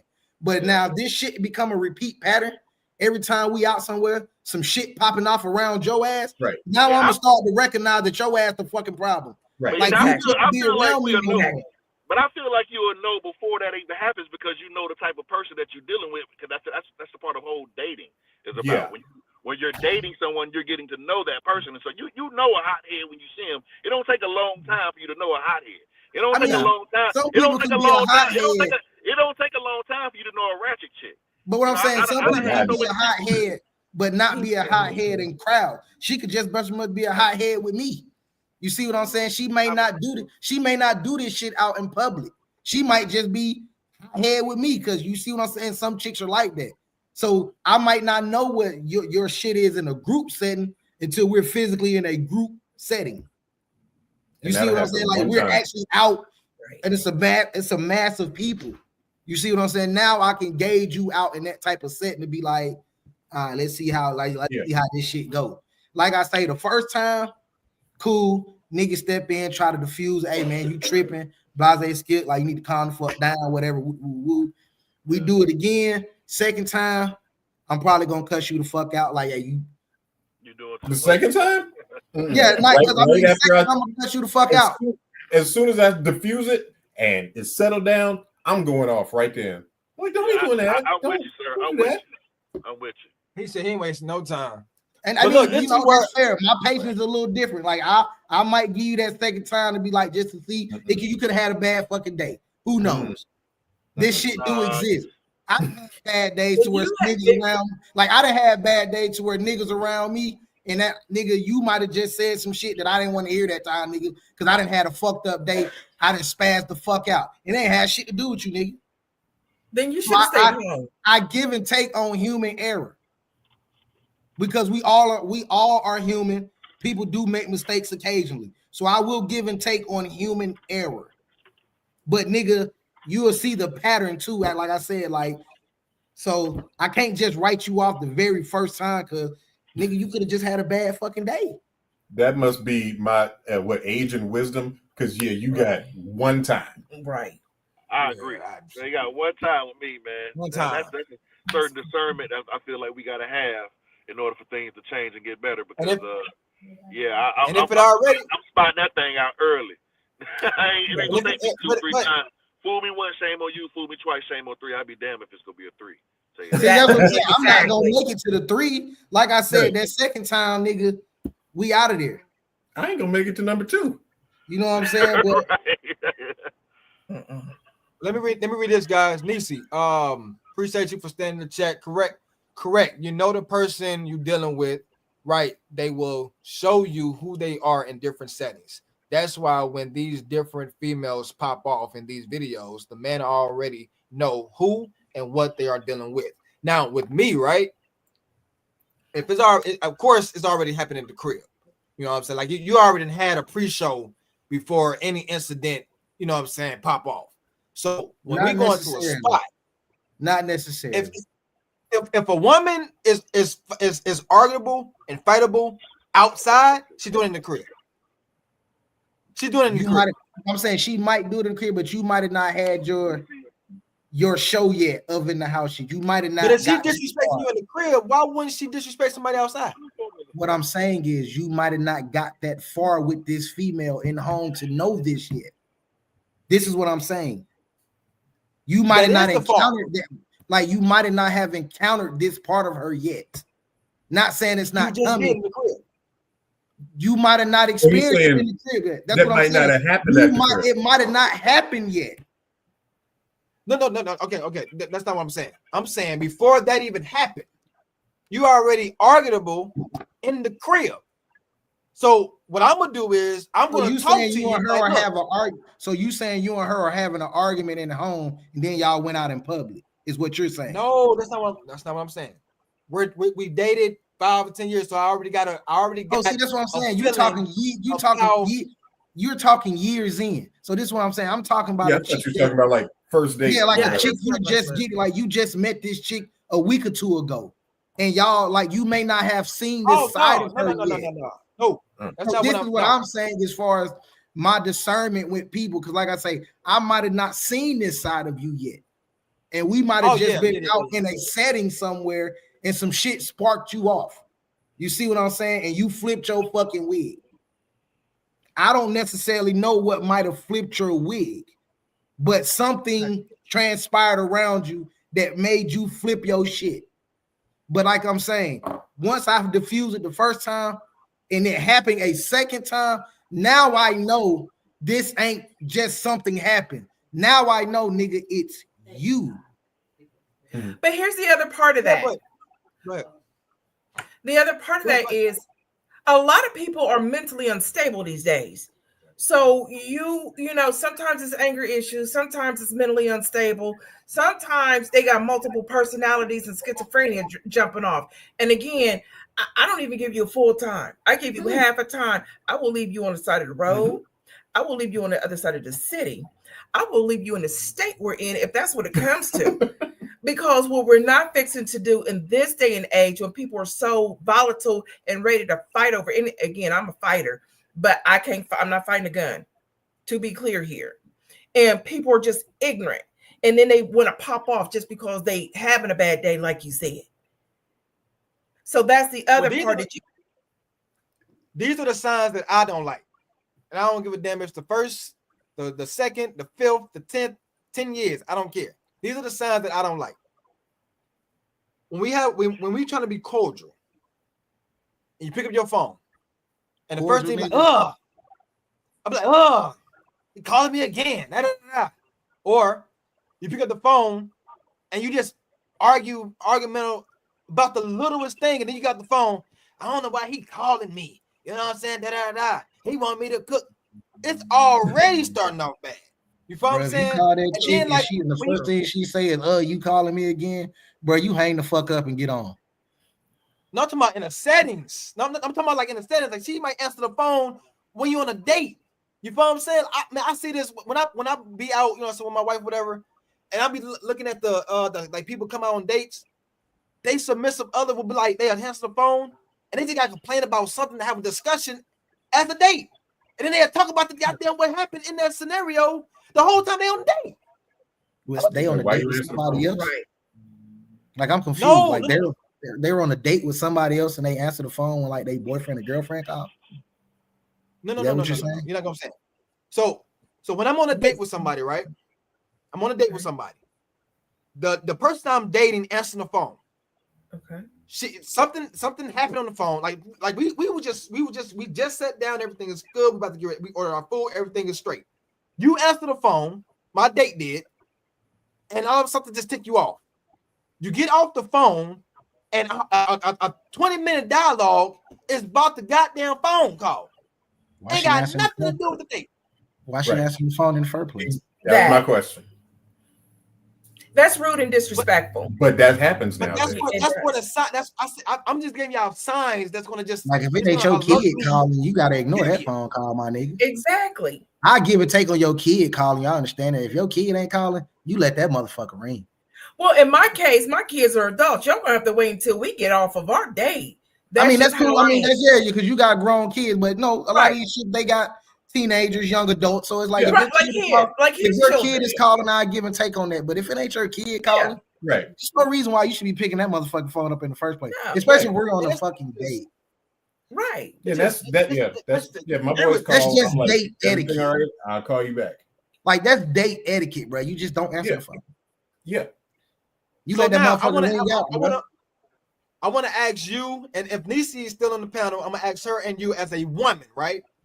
Is it wrong for a man? Is it wrong for a man to not step up in this situation? Okay, let me give you a scenario. We out on a date, great settings, and he said great settings. The waitress come ask for your food. I'm assuming he said great setting. Great what? Great setting. Yeah. Yeah, I heard great sex too, but I know how my boy talks. I know how my boy talks, so I'm gonna clear it up. Great setting. He's like a great setting, right? Great setting. Is a man wrong? Is a man wrong in this situation? You're on the date with a woman. You order your food, your drinks come out, The food come out. Now, it's incorrect. She goes off the hinges. And the man talks polite twice. Now, you're talking to the guy respectfully, but at the same time, you're talking to the man respectfully to keep it on the low. She's agitated. She's going off, right? Now, the man is now at her. Is he wrong for just waiting for that to go to chop it over her? Is he wrong for waiting for what to go? Whatever that dispute, whatever they disputing on, I tried to step in as a man to water down the waitress or the waiter. The waitress, the waiter. That's what I'm saying. Waiter, whatever. You're talking about a dispute between the woman and the waitress or waiter. Okay. Right?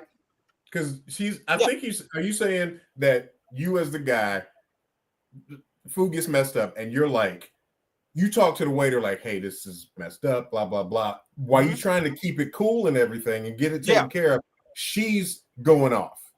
Like she's going messed up and you. Okay. Yeah. At that point. And I'm still I'm still like, hey, okay, I hear you, You know what I'm saying? The man is here. You just tell her, bitch, shut up. Huh? Just tell her, bitch, shut up. So the man is talking to me directly. Like, yes, I understand. I apologize. I'm gonna get your plate. Do you want like now? You go to her to ask her questions like, would you want me to fix it again? She just Then he go back to the man, be like, excuse me, sir, you probably standing boom boom. But now he getting frustrated because she ain't shutting the hell up. After the man said, "Hey, babe, I got it. Let me handle it," and you still run off of their mouth. Now they go at it. Like, bitch, shut up. They going at it. Am I wrong? Am I wrong? Just allow that to happen, and then I talk to the woman afterwards. I feel like you wrong for letting that shit go on that far, nigga. Like, that's too long. If she's you already told her she's not. No, you already told her. No, you didn't tell her, bitch, shut up. You said, babe, be quiet. Nigga, tell that bitch shut the fuck up. No, I don't talk. I don't talk to females like that. No matter how. And I wouldn't. I'd be like, my thing is, I'd be like, will you calm down and let me take care of this? That ain't getting you nowhere. That's my point. That ain't getting you nowhere. You just proved my point when you said she's still going. She's still going. She's still going. That ain't getting you nowhere. Bitch, shut the fuck up. If you don't want to shut the fuck up, you sit at this table by your motherfucking self. No. At that point, I'm like, how you break it? I just said different. You go get in the car. Right, because here's the thing: I'm going to spend my food. I don't want you spending my food, so I'm going to talk to you respectfully. But like last night, you know, I'm Blaxican, I'm Black and I'm Mexican, and yesterday was Cinco de Mayo, and we had a great time yesterday at the restaurant we went to. And part of the order was messed up. I was going to let it slide. You know, I'm like, it's no big deal, it's whatever. And he was like, excuse me. Can we get this again? Because it looks dry, it's hot, it's this, it's that. It was a salad with lettuce. It shouldn't have been hot. It's right. Yeah, a hot, dry salad. Yeah. And again, I was just going to let it go. Some women would have argued the point. I chose to be like, it's no big deal. He handled the situation. And sometimes, as simple as that is, it's about letting the man take the lead and being a man. I like the fact that they interact. She said, and that's not the woman you need to be. Shout out to Nisi. Right. And Nikisha said it wouldn't get that far. At that point, the man needs to ask for the check. I'm not even asking for the check, nigga. I'm getting the fuck up and I'm leaving. You figure that shit out. You want to sit here and argue with this nigga? Fine, you argue with this nigga. I'm jumping in the car, nigga. I'm going to the house. I'm gonna grab some Wendy's on the way to the crib. You figure that shit out. See, that's the problem, nigga. Y'all be wanting to cater to these chicks when they go through this. That's not called catering. You're a dominant. I told you a dominant force that don't care about how you talk to females. Nigga, it's just you gotta. Sometimes you just gotta prove points, nigga. So if you want to act a fucking ass, if you want to act an ass out here, bro, you act an ass out here by yourself, bro. Okay. Especially I just can't call a female a bitch. I can't. Especially in that nigga. Hey, I'm an umpire, nigga. I call it how I see it. You acting like one. I'm calling you. Hey, I went SouthSide on that one. I'm calling it how I see it, nigga. I'm not gonna call no regular woman that shit. But if you put yourself in them bitch shoes, you put yourself in them shoes. If the shoe fit, you gotta wear it, man. And you don't have to put yourself in those shoes. You don't have to put yourself in them shoes. Women call each other bitches all day. I don't use the words nobody. Is this a date? Is this like an early date, or is this like a long-term thing and this happens? Nigga, I don't give a fuck if it's a date or you my woman, nigga. If you gonna act an ass, nigga, I'm going to the fucking car. I'm on my way to the house, nigga. You figure that shit the fuck out, because you want to sit here and act an ass over something as simple as this nigga putting onions on some shit when all you had to say was, hey, excuse me, can you just remake it with no onions, please? It's just that simple. But since you want to sit here and act a fucking ass about this shit, you sit here and act an ass by yourself, my nigga. I'm finna. But people don't know how to talk to anybody anymore. What happened? You said what? I'm grabbing a 5 for $5, nigga, $5 biggie bag on the way to the crib. Lemonade me, please. Hey, so my question was not answered from a woman's point of view. Oh, hell, broken down wise. My question was not answered. Now, Nisi, Nikisha, and Miss Lisa, I want y'all to give y'all perspective on this question, and I want it to be broken down in a way to where a man, your man is right there, a man, on how can a man protect a dominant woman? How can a man protect a dominant woman?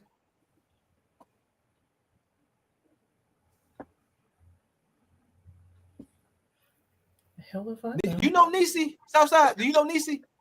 You don't. must know Nisi. I don't. Nisi said yes, Southside. You should just call her a B. Don't call her a B. Don't. Just don't call her. Okay, okay. She's saying go through the whole man. process, just leave the bitch out. But I mean, you know, I'm keep it real, like nigga. It is what it is. Oh, I'm just saying, how do a man protect a dominant woman? And if y'all know the dominant woman, from my point of view, a dominant woman already knows what she wants and how she wants it. Are you saying that, Terry, or you read that from somewhere? He's saying that. No, sorry. Oh. I got that from what was read and what was commented.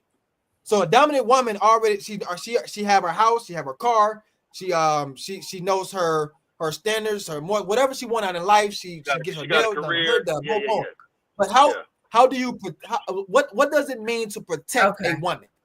Does that make her dominant? You should ask some of the commenters. That's what they say. Yeah, Ms. Lisa says she don't know. Ms. Lisa says she don't know. I didn't understand where he was going with that. I got you now. Because I'm sorry. So, for example, I had all of that when we got together. Again, I travel out the country. I got a passport, honey. When it's wheels up, it's wheels up. So that's the thing about it is I know instinctually when to fall back. I know when to fall back now. It was hard for me when we first got together because I was a single mother and I was used to coming and going and doing what I wanted to do. But if I want to keep this good man, I need to learn to slow my roll.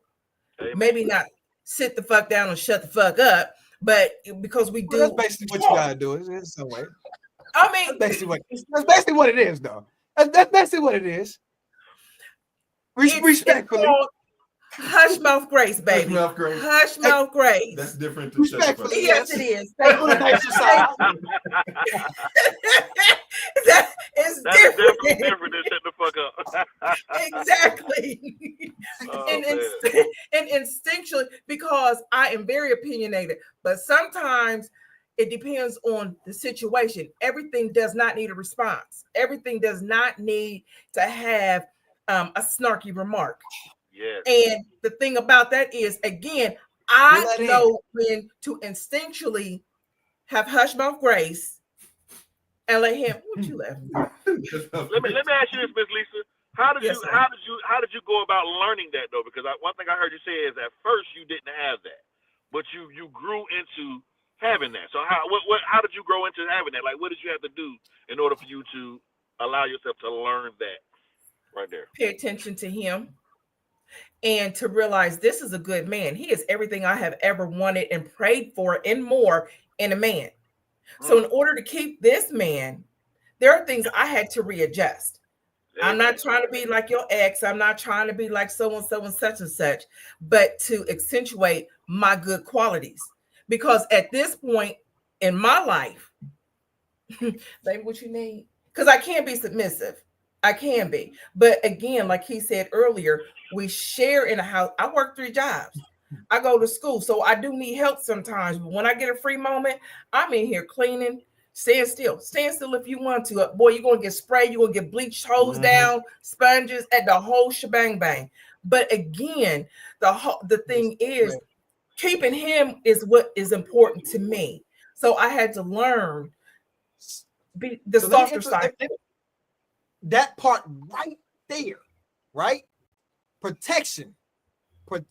How can a man protect a dominant woman or a woman, period, right? So before I even say my statement, even though I like to forget, I'm not going to forget this time.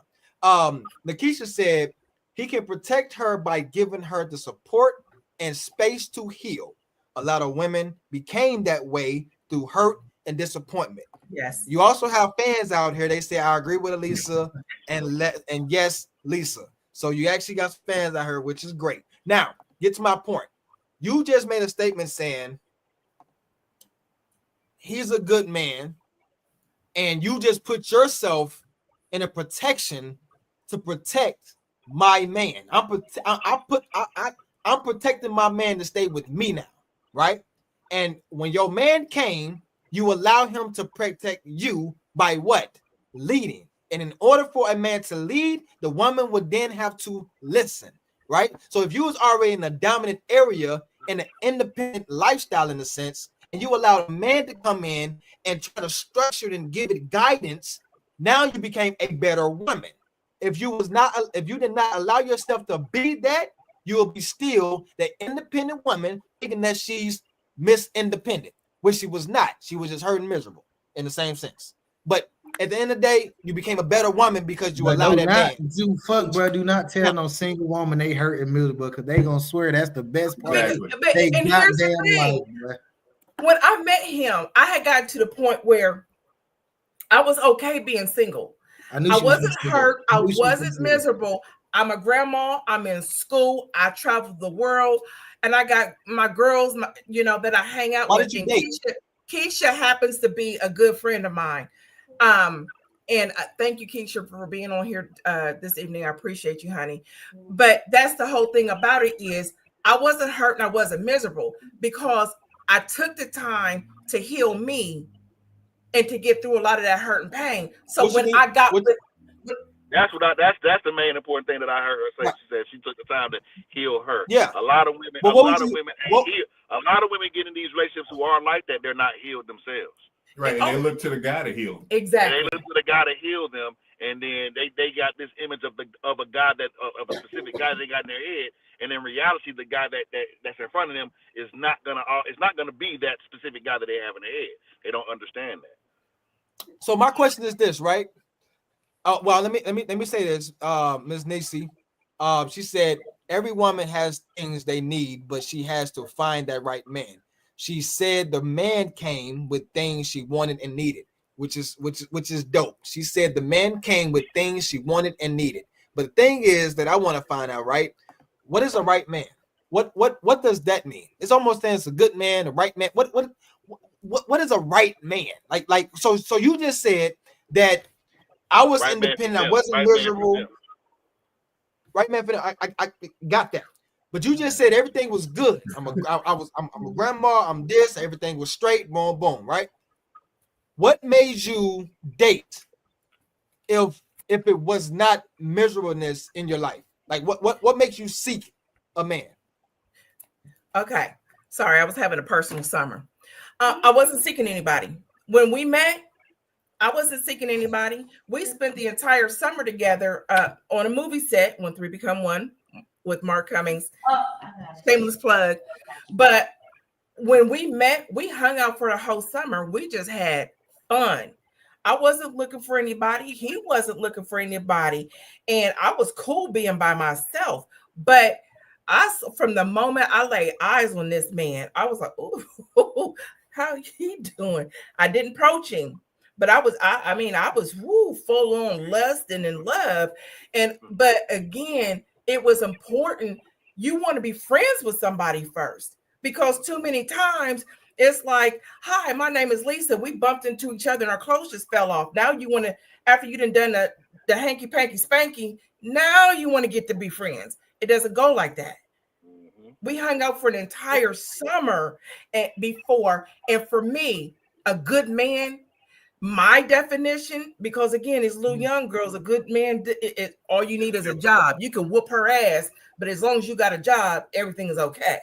But for me, it's the fact that he respects me. He listens to me. And the thing is that I do have health challenges. So let's be clear there. And he puts me in front of him like I put him in front of me. We have a mutual respect for each other. And we encourage, support. And when I'm weak, he's strong. When he's weak, I'm strong. And when we're weak together, we just support each other. And that for me is what it's about, because he's not trying to lord over me and you better do this. No, because that's not the kind of man he is. So can I say this, right? Nisi said right man for them. Everyone is different. Everyone wants companionship. So that goes into my next statement. If for people that's well off, you know what I'm saying? If they consider themselves well off and they decide to mingle, are they mingling because of the loneliness? They need some company. They're not necessarily. So you just said that you wasn't looking for somebody, but then you found a good man. So if for these dominant women feel like they got a career and they got this and that and everything is straight, you know what I'm saying? The reason why they can't find that good man isn't because they not necessarily searching the correct way. They're only dating because they're lonely and they need company. If you're not necessarily going after criteria or standards or trying to break down different categories of men, because you're not searching. I think it's obviously different. It's different for everybody, but again, we just enjoyed making this movie together and having fun. And I was being me, who I am, and again to be transparent.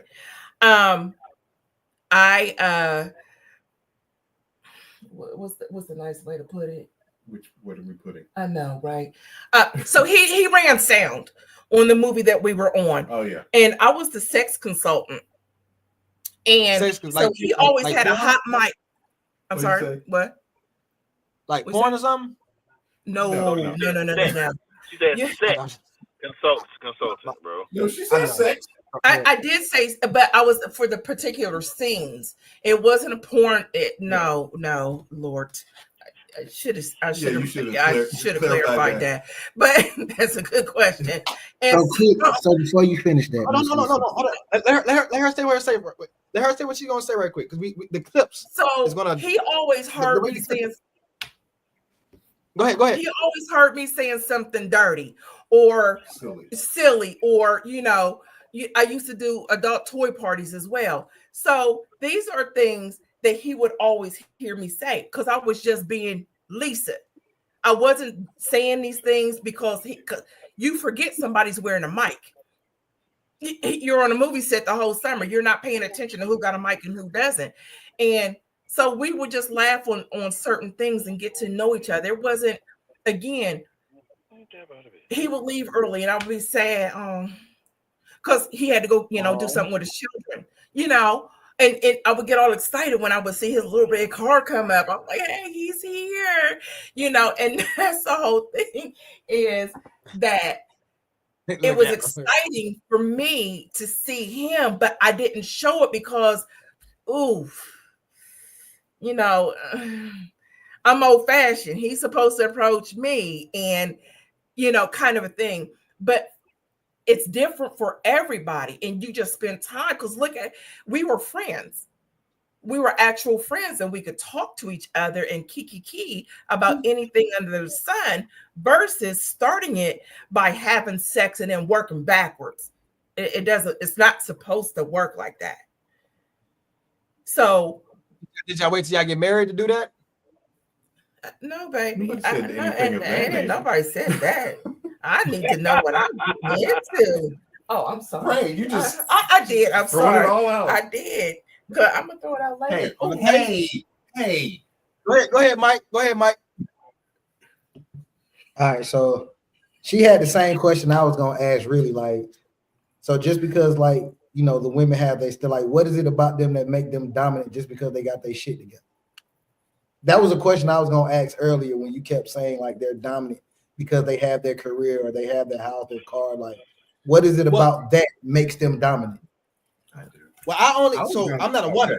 You know what I'm saying? So when I speak about dominancy, as a woman, that's what most of these females speaks about. And what makes them dominant is having a career and they're able to dictate their move. They have their own house, they have their own car, they take care of their own kids. You know what I'm saying? So they put themselves in a dominant situation. I'm not broke chicks that had that mindset. Right. I'm not personally saying a woman is dominant because of those criteria. The women are labeling themselves as a dominant woman. So they're saying that men are intimidated to date a dominant woman because she have these criteria. This is what these women are saying. You know what I'm saying? So I'm not. That's not coming from me. It's broke chicks that have that same mindset, and they'll say a guy scared to date them, and they broke as shit. But that's the thing. And from what I understand, if they're saying, you know, they're being considered that people look at them as dominant, in my mind, it's because you got the job, you got the car, you got the house, you got all this stuff. Stop throwing it in my face. Because if they come up and go, I got this and I got that, and what you bring to the table, at that point, I'm like, we ain't got a date because they think that's all you got. They think that's what men like because that's what they look for in a man. So they think if they reciprocate that back out, right, that's going to make them desirable because they're reciprocating out what they want from their guy, not knowing the man don't give two fucks about your house or your car. Exactly. Or your career, like, that matter. Nigga don't care about none of that. Like, whoop-de-doo. Like, it's like you said one time on the show, you said something about at that point, I'm just standing in front of another dude. That's it. I don't get in my face and say, I'm this and that. Good for you. I'm a go. But that's what they need. Because even if you ask a woman, like, what do you bring to the table? I don't know why they take that question as such fucking respect, but oh my God, you ask that question, nigga, you didn't flip the earth over 3 times. But if you ask this question, they all gonna say the same thing that a dude would say. I have a career, I have a house, I have a car. These are all things a guy would say to a woman because he know she's attracted to those things. But these are the same things she would say to you. And you're like, what do you bring to the table? Well, I got a career, I got a house, I got a car, I got money in my bank account, blah, blah, blah, blah, blah. And that's fine. At that point, good for you. I'm proud of you. I don't even know you, and I'm proud of you. But if you gonna get in if you want to like square up, I got this. We done.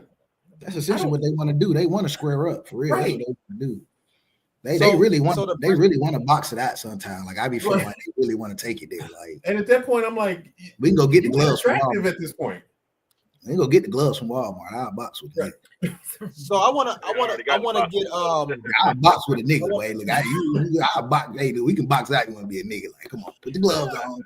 We can go 3 rounds real quick, and I'll show you why I'm the man and you not. I want to get Jay. I want to get Jay involved in this one because obviously I was shocked from the news that he told me about the one that he was dealing with. It came and went so quick that I thought that he was gonna, you know what I'm saying, be a player in, but you know, I guess it didn't end that way. But back in the streets. He back in the streets, baby. You back in the streets? Well, he been in the streets. I've been in the streets. Okay. Oh my God. Okay. So this is my question, right? As a and Lisa and Nisi and Nakisha, if y'all still on, just let me know how y'all think about this. So, as a man, we don't protect with materialistic things. That's not how we protect by providing a house, providing a car, or getting your nails and hair and feet done. That's not in a form of protection. We protect by the way that we lead and how you should carry yourself, or we feel like your surroundings is either good or bad. If we feel like you're doing too much, or if we think that you should slow down in a sense. You know what I'm saying? The way that you may be overstressing yourself. We think we come up with different structures and game plan on how to ease your stress or relieve, you know what I'm saying, some type of duties or protect your sanity. You know what I'm saying? That's how a man protects, you know what I'm saying, providing space to heal. If we feel like you're, you know, stressing over certain things, we come in to relieve that, be something that's more positive in a sense. You know what I'm saying? That's how we protect as men, and we can't do that if you're not able to be guided. That's how, and that's my breakdown of how a man protects a woman. So I wanted to see your point of view as a woman when it comes down to materialistic things. We talked to a woman, and she said getting the oil change is protecting is a form of protection. How is oil change protecting a woman? Because if you blow the engine and you ain't in the car with her. Yeah, I don't. Yeah, that oil change ain't changed, and I guess right. Yeah, that engine can blow up, and if she's on the road by herself or something, anything can happen. I mean, that could be a form of protection, I guess, in that aspect. The transmission get to smoking. Or transmission Man, get to smoking or something. I can spend time and change oils to any woman. You know what I'm saying? Okay. I can sit down and pull to the side. That's the question, though. Are you changing any woman? Any woman, you'll just change her oil. I don't change any random chick, you'll just change her oil. I would change her tire if I see on the side of the road. Just any random woman, you'll change her oil on her car. Yeah, I mean, I would pay for somebody to need oil change. Any random woman. I have a non-profit organization. That's what I'm supposed to do. No, that's business. That's not. We're not talking from a business standpoint. Just from you being a dude. Just me. Yes. You would just pay for any random fucking woman oil change. I'll buy a random woman's tire. If you see somebody on the side of the road. Now I think he's really meaning like if he sees somebody in distress. If he not just a random woman, just hey, let me just pick this woman and let me go pay for an oil change. I think he's talking about if you see somebody on the side of the road or a woman in distress. Am I right? Am I right, Letary? Right. What I mean by protection as a man is pretty much the support cast and the healing part. It's supposed to be like some type of peace. We're supposed to be there, you know what I'm saying, as another covenant, you know what I'm saying, not just because of a house or a home, because a house and a home could be in, you know what I'm saying, within you.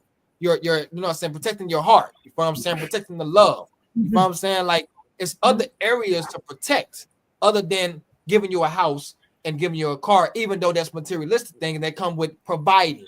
Those things that I provide, you know what I'm saying, it's like a service. But protection is not just giving you a crib or making sure that you got a car to go to work. That's not protection. Those are things that we provide. It's a bonus. Yeah. So I just want to get your take on protection from a guy. My take on a protection from a guy. I don't know if you see, I've been struggling with my glasses for a while now. I couldn't see y'all the whole night, so I almost didn't know who the hell I was talking to this whole time.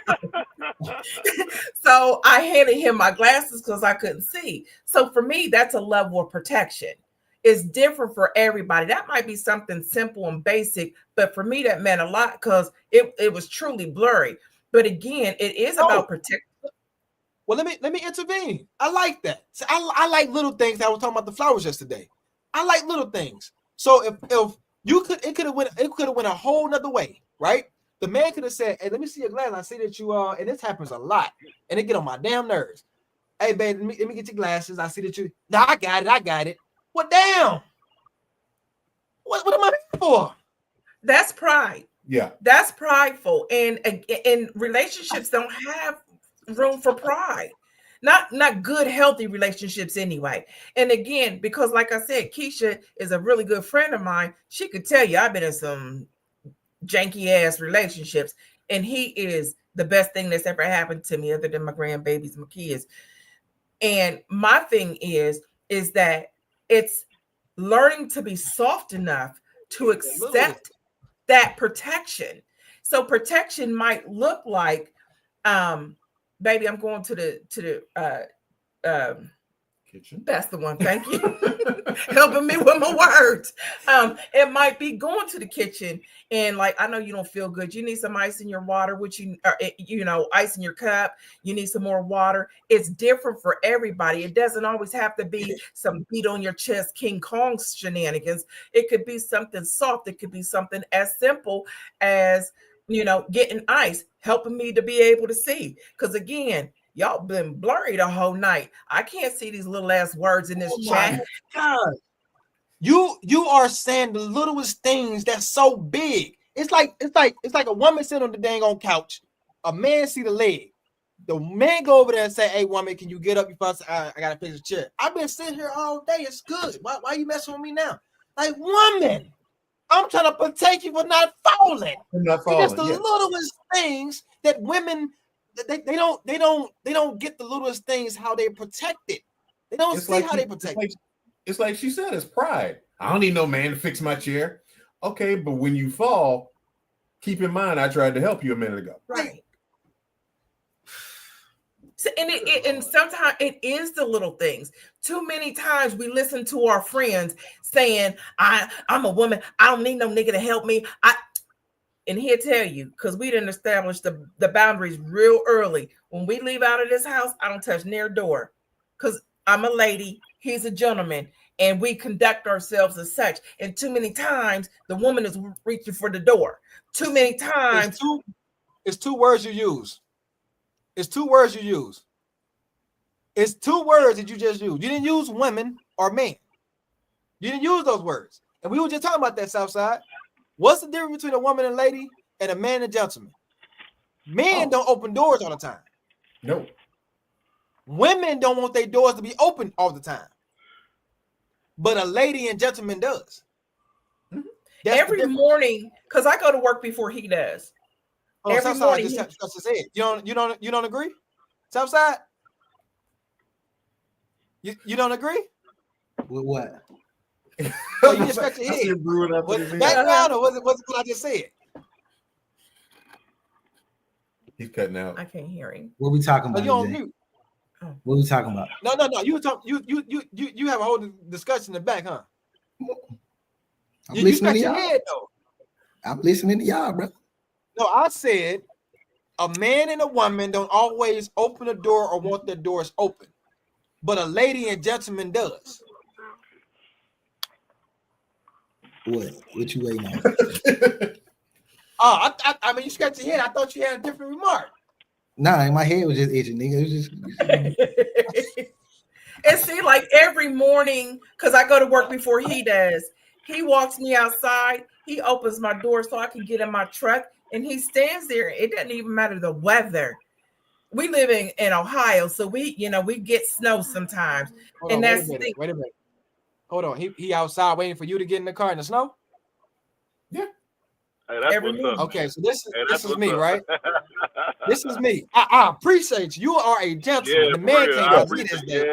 The man came out. If we in the house and I say, hey, I'm about to head to the car, and you take it 20 minutes, I'm already in the car. You gotta open your door. You gonna open that door. He doesn't do that. It's cold out here. But see, I also am respectful of the fact that he goes to work. I go to work at 6:00 in the morning. He don't start until 9. So I wait until it's time to walk out of the door before I wake him up. So maybe it's my fault because I'm the one that's impatient. Maybe I'm the one impatient. You know what I'm saying? So I'm thinking that she's on my time. So when I feel like going outside and she's still preparing in the bathroom, I should be still in the crib waiting for her to be done. I think it's me. It's me on that part. I just want people to get about the house. But if he's asleep, I'll wake him up when it's time to actually walk out of the door.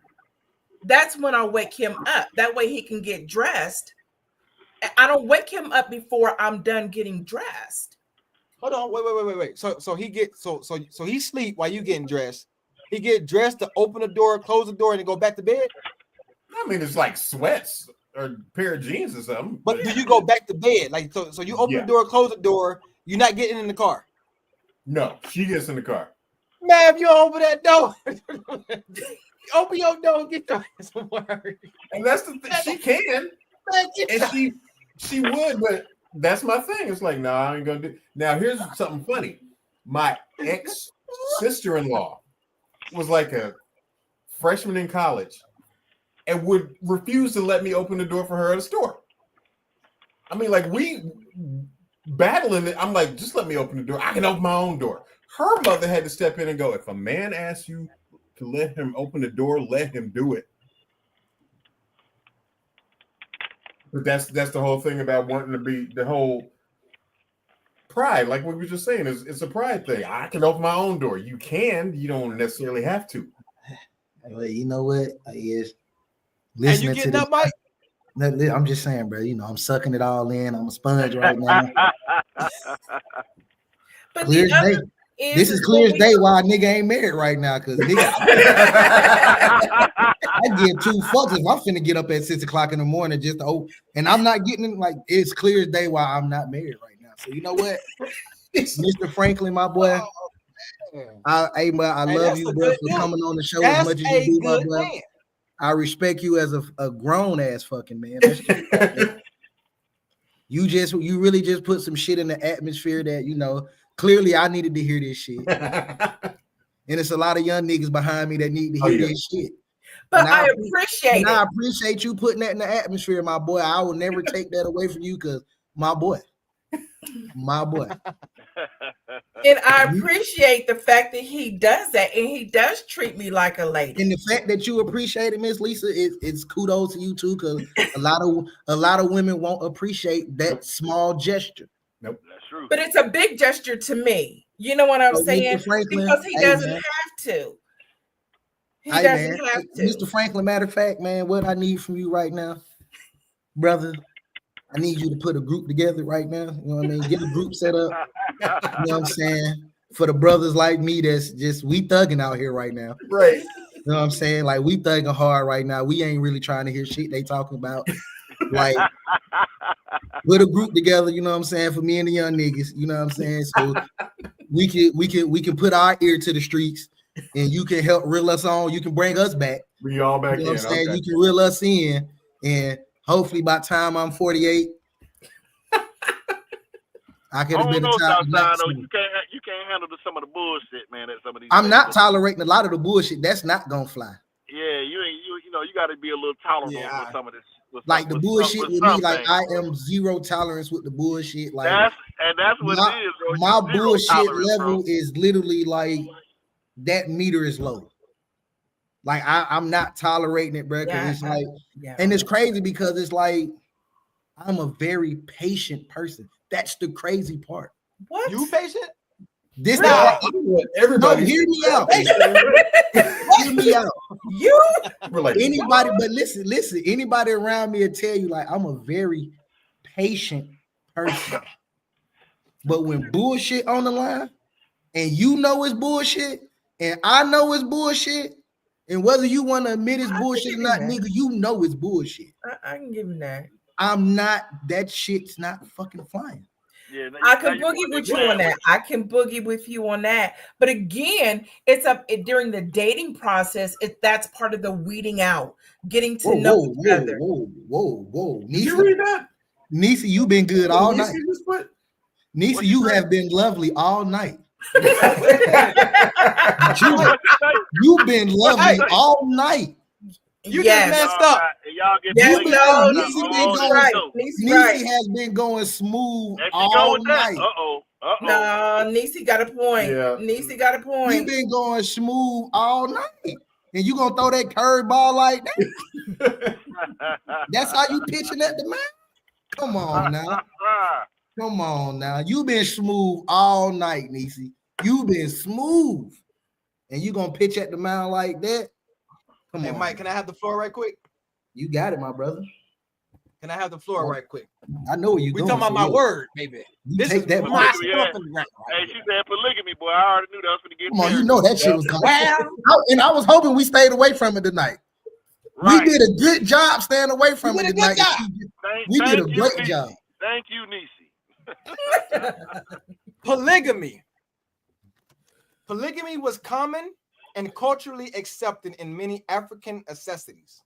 It wasn't just about romance. It was economics, social, and political. Okay? Women often had their own roles, influence, and independency within these structures, especially in material societies. Right? After slave trade and during slavery in the U.S., traditional African family structures, including polygamy, were intentionally broken down. Slavery enforced Black families to European lifestyle monogamy. Slavery enforced European style monogamy. But even that was often denied to enslave people. We was built around polygamous systems. It's not about romance and it's not about sexual activities. It's about men reproducing children, in a sense, and also having their own community where they're doing their own vegetables and fruits, building their own businesses, and sustaining their own community with the women that's inside the system. It's here in the writing. So y'all need to get a polygamous couple on the show to answer some of y'all questions to what it is now. You keep talking about the past. The past and the future plays its part. The past and the future play its part. European lifestyle is still here. We still live in a monogamous situation that don't necessarily, last. Divorce rates is on a high rise. You follow what I'm saying? We barely could get along after 6 months. No, barely for a whole year. Why are we trying to stick together for 10 years with only one person? We could barely do it for 6 months. Just think about it. And then all y'all women that's 10-1 as women to men, y'all want a good man? It's time to share that good man, Miss Lisa. The hell you preach. No, fuck all that. No. You gotta pull those resources, man. Right? No. You gotta pull those resources, man. That's how you rebuild your community. No. I'm glad we got a married woman on this show. You gotta pull those resources. I want to hear her response. You just heard it, niggas. You already heard it. Outside of every woman gonna say no. Every woman gonna say no. So I want to hear her reason for why she's saying no. Like, why my reason? We already heard it. Because I don't share well. That's it. That's her only reason. And what we do in the bedroom and you doing it with somebody else, and I know that that's their night, it's going to be a problem because I'm going to end up on Snap and you're going to end up with a toe tag if there's enough left to identify you. But see, the other thing is I'm enough of a woman. Would you need to add 3 or 4 more of me? I don't have the mental capacity to deal with more than one. I'm just gonna ask a real legit question right now, and it's not gauged towards you personally, Miss Lisa. We have your established answer. You strong on it, you know. You rock solid concrete. But okay, so you have women, a mass of women that are missing something, whether it be companionship, a good father figure for their children, whatever the case may be. And it's a guy, and he's from their own admission, from the woman's standpoint, he's a good guy. What makes this one woman more deserving of this other woman when both these women are in the same situation? What makes her more deserving to have this good guy to herself versus him being able to be a good guy to multiple people to pull because they're all missing the same thing? It don't have nothing to do with her. I was just going to say that. It ain't got nothing to do with me. But I'm glad you said it has nothing to do with you. So where do we as a community rebuild then? If nothing has nothing to do with you, where do we rebuild as a community? Find your own good man. They don't exist. Woman. Okay, but by women admission, it's not a lot of those guys. By women's admission. Right. That I didn't create that situation. We know you didn't create it, and we weren't asking you personally. I'm just saying from a general standpoint. I'm gonna be quiet. I'm gonna go with you. No, we on the same page, baby. You good? Just missed out. They missed out. They moved. But you know what? They could be. So you don't care about your fellow sisters, huh? So you don't care about your fellow sisters. I care about my fellow sisters, but we all run in different ways and in different, whatevers. But what you're not going to do is have this one here. That's what's not going to happen. I'm selfish. We'll go with that. I'm selfish. Thank you. That's cool. We'll take that right there. I'm selfish. I'm selfish because this is mine. This is all everybody is selfish. This is all me right here, just like all this is his. So everybody's selfish. She agrees though. She actually said the word that we were trying to get out of people because they feel like they're not selfish. Half of them say they're selfish. But most women ain't gonna admit that they selfish, bro. Most women ain't gonna admit that. They not gonna admit it. They're not. He said most women aren't gonna get that. Shit, every woman I know say they selfish, nigga, with no problem. Oh man, they're spitting your face with right. Just like he don't want to share me with another man. So you know, if that makes him selfish, then we just some selfish motherfuckers up in here. Definitely selfish. Hey, hold on. Comment. Hey, Terry, read the comment, bro. Read that last comment, bro. Because y'all don't follow like Mr. Franklin and Miss Franklin set up classes, sir. Who don't follow like that? I don't understand. Explain yourself. Yeah, she's saying how he goes about his life with Miss Lisa. Like she's saying, like we should follow that dynamic of what he goes about. How he. Hold on. Why damn is she talking about? Like, what are you talking about? The monogamous situation where they are one.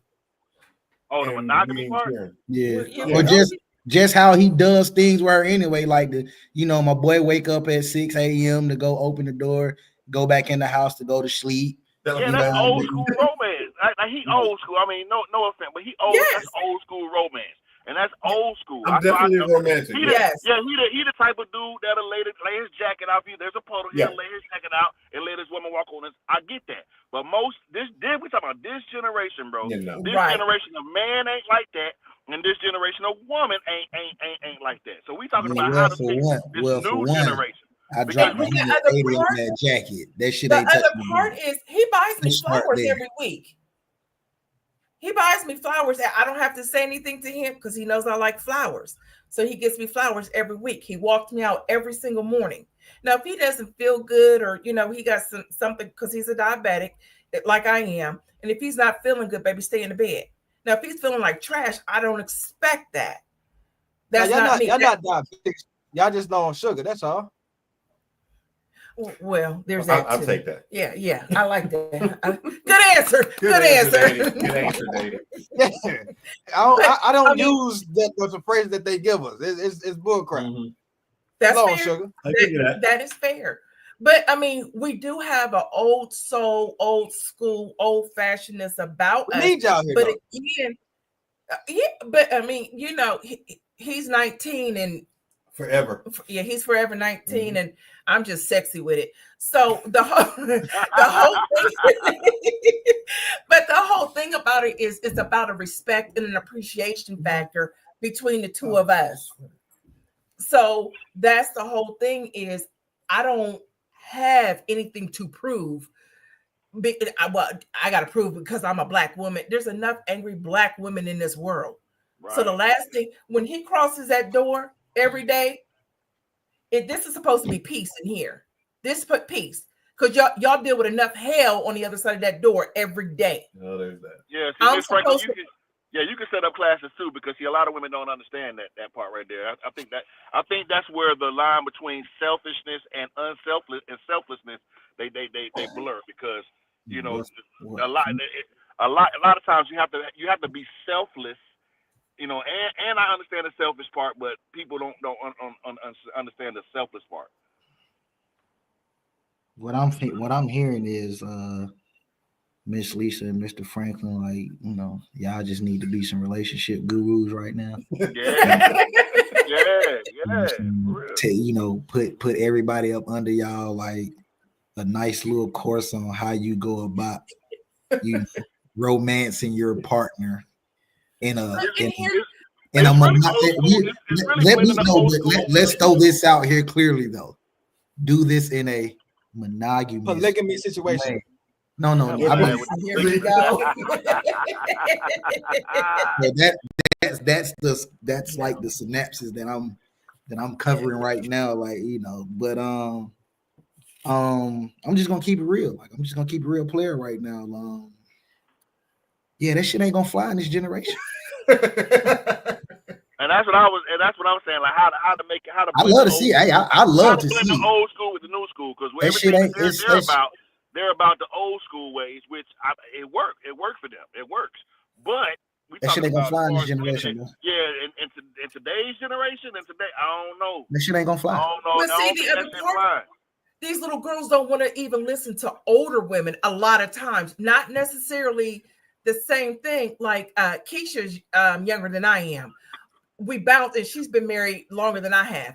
But that's the thing, is it's about a respect thing. We listen to each other, and a lot of these little girls don't want to listen because they think they know everything. Baby, I didn't get this. You can't even romance them. Like, bro, you can buy a chick this day and age flowers. Nigga, they gonna call you gay. Oh, this nigga sassy. This nigga sassy. This nigga's on the down low. That's unfortunate. And that goes to show what their mindset is and their maturity level. And that's the unfortunate part. They don't want a good man. Good man brings you flowers. They consider weak. A good man don't really complain. You feel what I'm saying? They consider weak. A good man, you feel what I'm saying? Like, just want to open your doors and very soft at the tone. That's considered weak. You feel what I'm saying? They don't want no good. They don't know what a good man is. A good man, they want somebody that's gonna go down their throat. Right. Did you see the video? I saw it yesterday where the woman was. I think Jonathan posted it. Where the woman is mad because she went through her man's phone and there was no other women on it. There was nothing in it. Yeah. And she was pissed off. Yeah, they said the chicken say that's suspect to her. That's suspect activity because you're supposed to be doing something. I had a conversation with somebody about that. That's shit. A good man. They don't want no good man. They don't. They don't want it. That's because they come from places of trauma and bad relationships. Yeah, they're used to the toxicity. Trauma. You know what I mean? Yeah. They're used to that, bro. Like they come from trauma and bad relationships. So it's like if they actually come across a good relationship, it looks suspect to them. Yeah, I know girls who was like, if you don't hit me, if you don't put me in my place, and I'm talking about abuse, that means you don't love me. I've heard people say that. I was like, whoa, but that's like some trauma shit, though, bro. That's some other next level stuff that I don't want to get involved with, but that's you slapped her a few times. I know how that go, but nah, but I mean, for real, that's just some trauma stuff, bro. That's where healing comes in. That's where being alone for a little bit, getting to know you and what you like, instead of jumping from one relationship to the next, like you some basketball. Just chill for a minute, boo-boo. You get to know you. Heal from this last series of relationships you've been in. Because too many times it's one after another, or we keep going back. Going around the same mountain. Going around that same mountain. Because we don't want to be alone. Being alone isn't the worst thing. That's how I got this one. Just sitting. I wasn't bitter. I wasn't upset. I wasn't mad. I was healing. All right. Well, man, listen. This discussion tonight was very, very educational. Mr. Franklin, man, I appreciate you, brother, and all the information that you kicked out, brother. Like you really set a standard right now, my boy, and I appreciate you setting that standard you set tonight, my guy. No problem. Like you set a standard for a lot of dudes out here, bro, and it's very much respect because men like you just don't exist no more, my boy. I'm gonna try it. I'm gonna try it past. I'm gonna try it tomorrow. You're fucking lying, so don't even go there. You say you're gonna try tomorrow. He's fucking lying, so don't even go there. But hey, man, I like this. This was educational, man. Like this was educational. Like it was though. I sponged in a lot of information, but that's why I was quiet a lot of the time. Like I was sponging in a lot of the information, bro. So I appreciate y'all, Miss Lisa. We appreciate you as always, man. I love your feistiness. It's unmatched. It is unmatched. You know what I'm saying? I'll take it. You know what I'm saying? The energy that you bring and your outlook on life in general is unmatched, man. I love to hear it, man. I love you guys. Anytime you guys come on the panel, man, we appreciate y'all most definitely. Jay, you already know my boy, welcome back to the streets. You say you ain't never left, so you know. We out here, we out here, my boy. We out here, man. We out here. We definitely out here on the streets, man. We out here, baby. Shut up. No, what is it? Grace, what is it? Yeah, man. I appreciate y'all though, for real. But all right, man. You know, That's not great. You know what I'm saying? We out. We'll see y'all next time, all right? All right. Bye. Yes. All right, y'all. All right, my boy. So what's this?